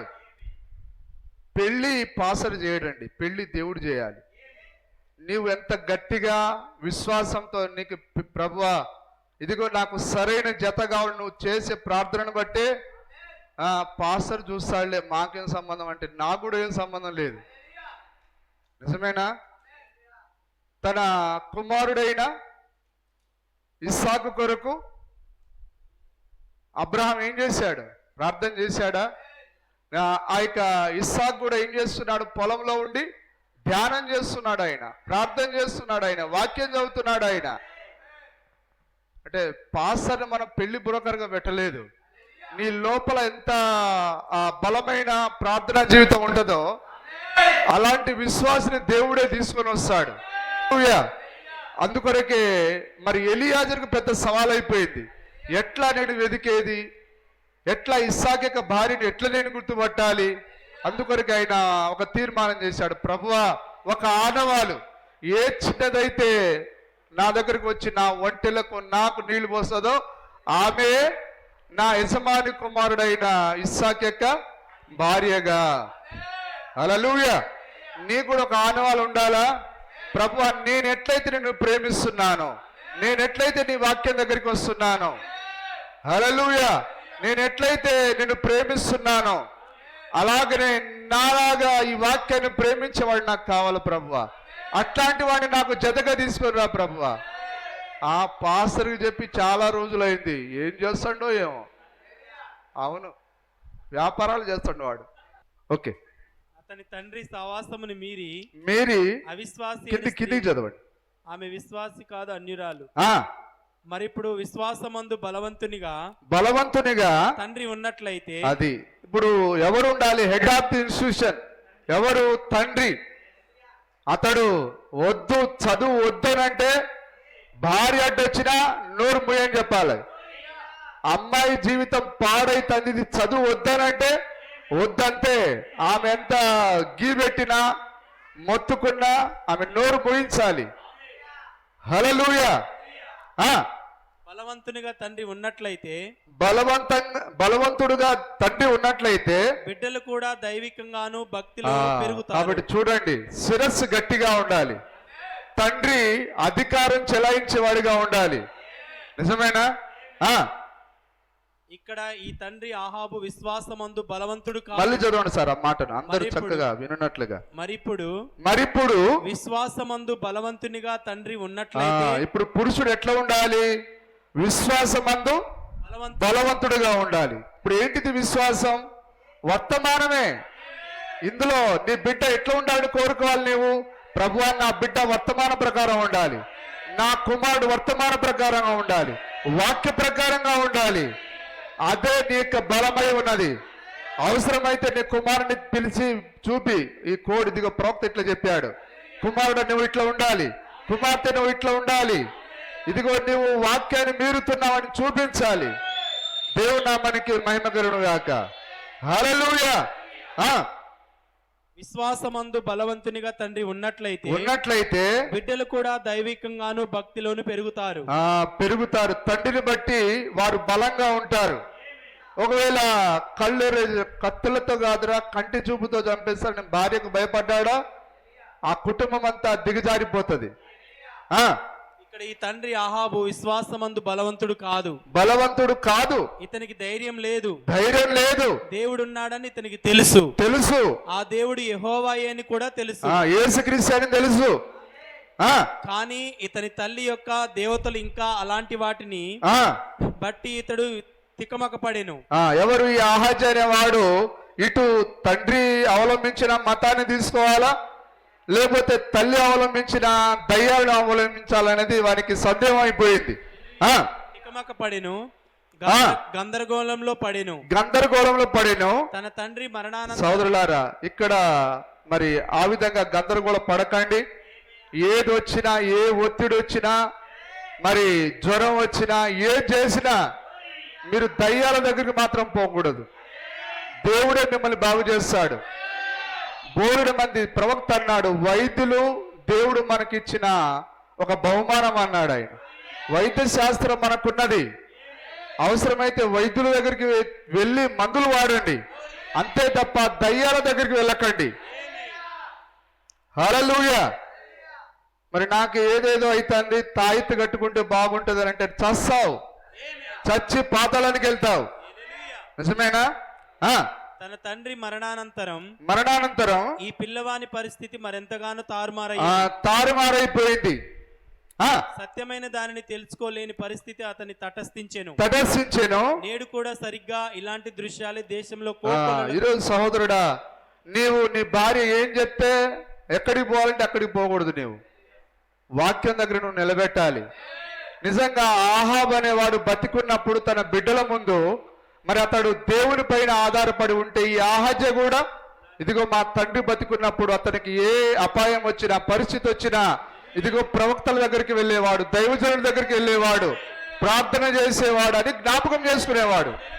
కానీ ఇప్పుడు ఇతడు 2 పడవల మీద కాలు పెట్టేవాడు కాబట్టి ఇప్పుడు ఇతడు కూడా సందేహంలో ఉన్నాడు. నిజమేనా?